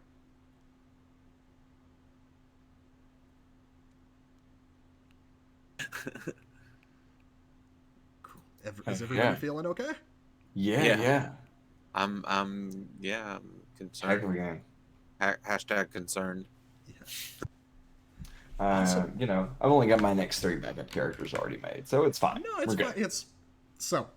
Besides the fact that healing can happen regardless, there's also things called scars, which we could get into, which are essentially like death things that save you from death, and you've got 4 of them you could take. So don't even worry about it. You'll all be fine.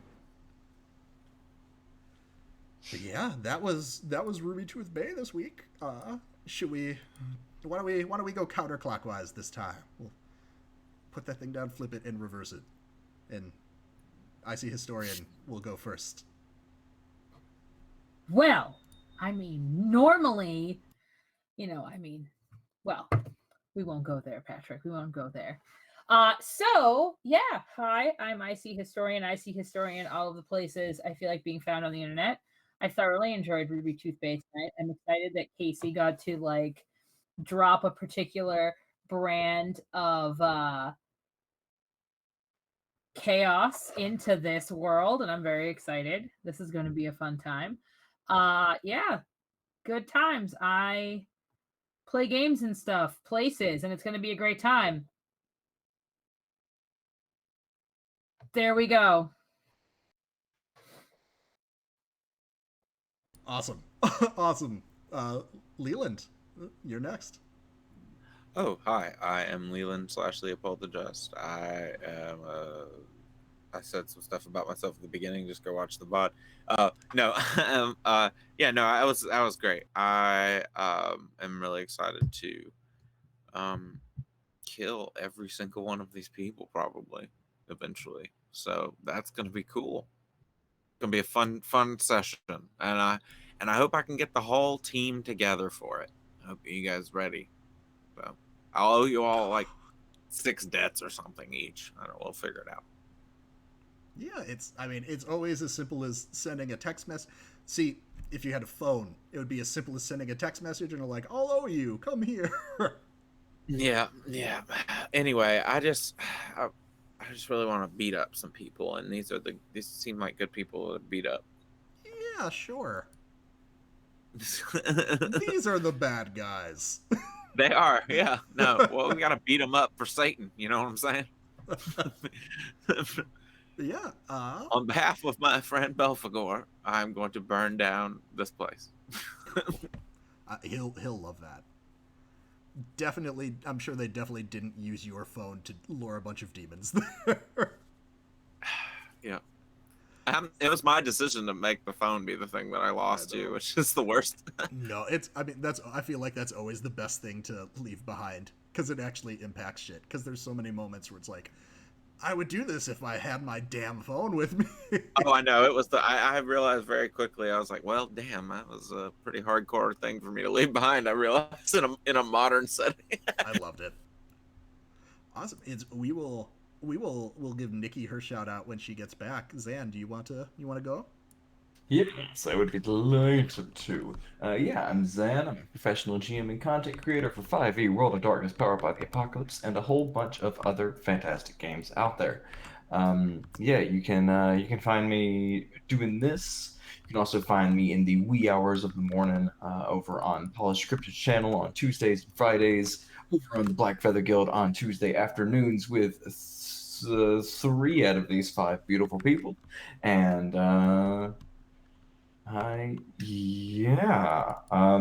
check out my Twitch and Twitter. Everything is Insanity TTRPG, or my website insanitygaming.com. Yeah, I think that's it's probably gonna do me today. Awesome. Nikki, do you wanna shout anything out? No? Perfect. That's fine. Nikki's in a ton of stuff. We got her Twitter linked in chat, and check that out because she's doing so much cool stuff. And I'm here. I'm Pat. You already have found me. Where you can find me next, I'll also be on Black Feather Guild this Tuesday in our Standing Stones game. I'll be playing I'll be playing I think we settled on a drama teen pangolin. Yep. Who? Pangolin theater nerd. Yep, that's what we decided. Wait, are you a techie or a stage hog? So I feel like both in the small town that we're playing in. I feel like you have to do both. I disagree entirely. You just have to break a few furniture pieces, and they never let you handle props again. It's really easy. But yeah, that was this week on Ruby Tooth Bay. We'll be back next Sunday to dive more into shit. I think stuff this evening is starting to come to a head, and maybe after next session we might do a time skip and play with that factor, or play with that part of the game, because we haven't touched that yet. So I think we might wrap up the current evening next week and then see where we wind up. But yeah, thank you everybody for joining us. Thanks for watching, and we'll see y'all later.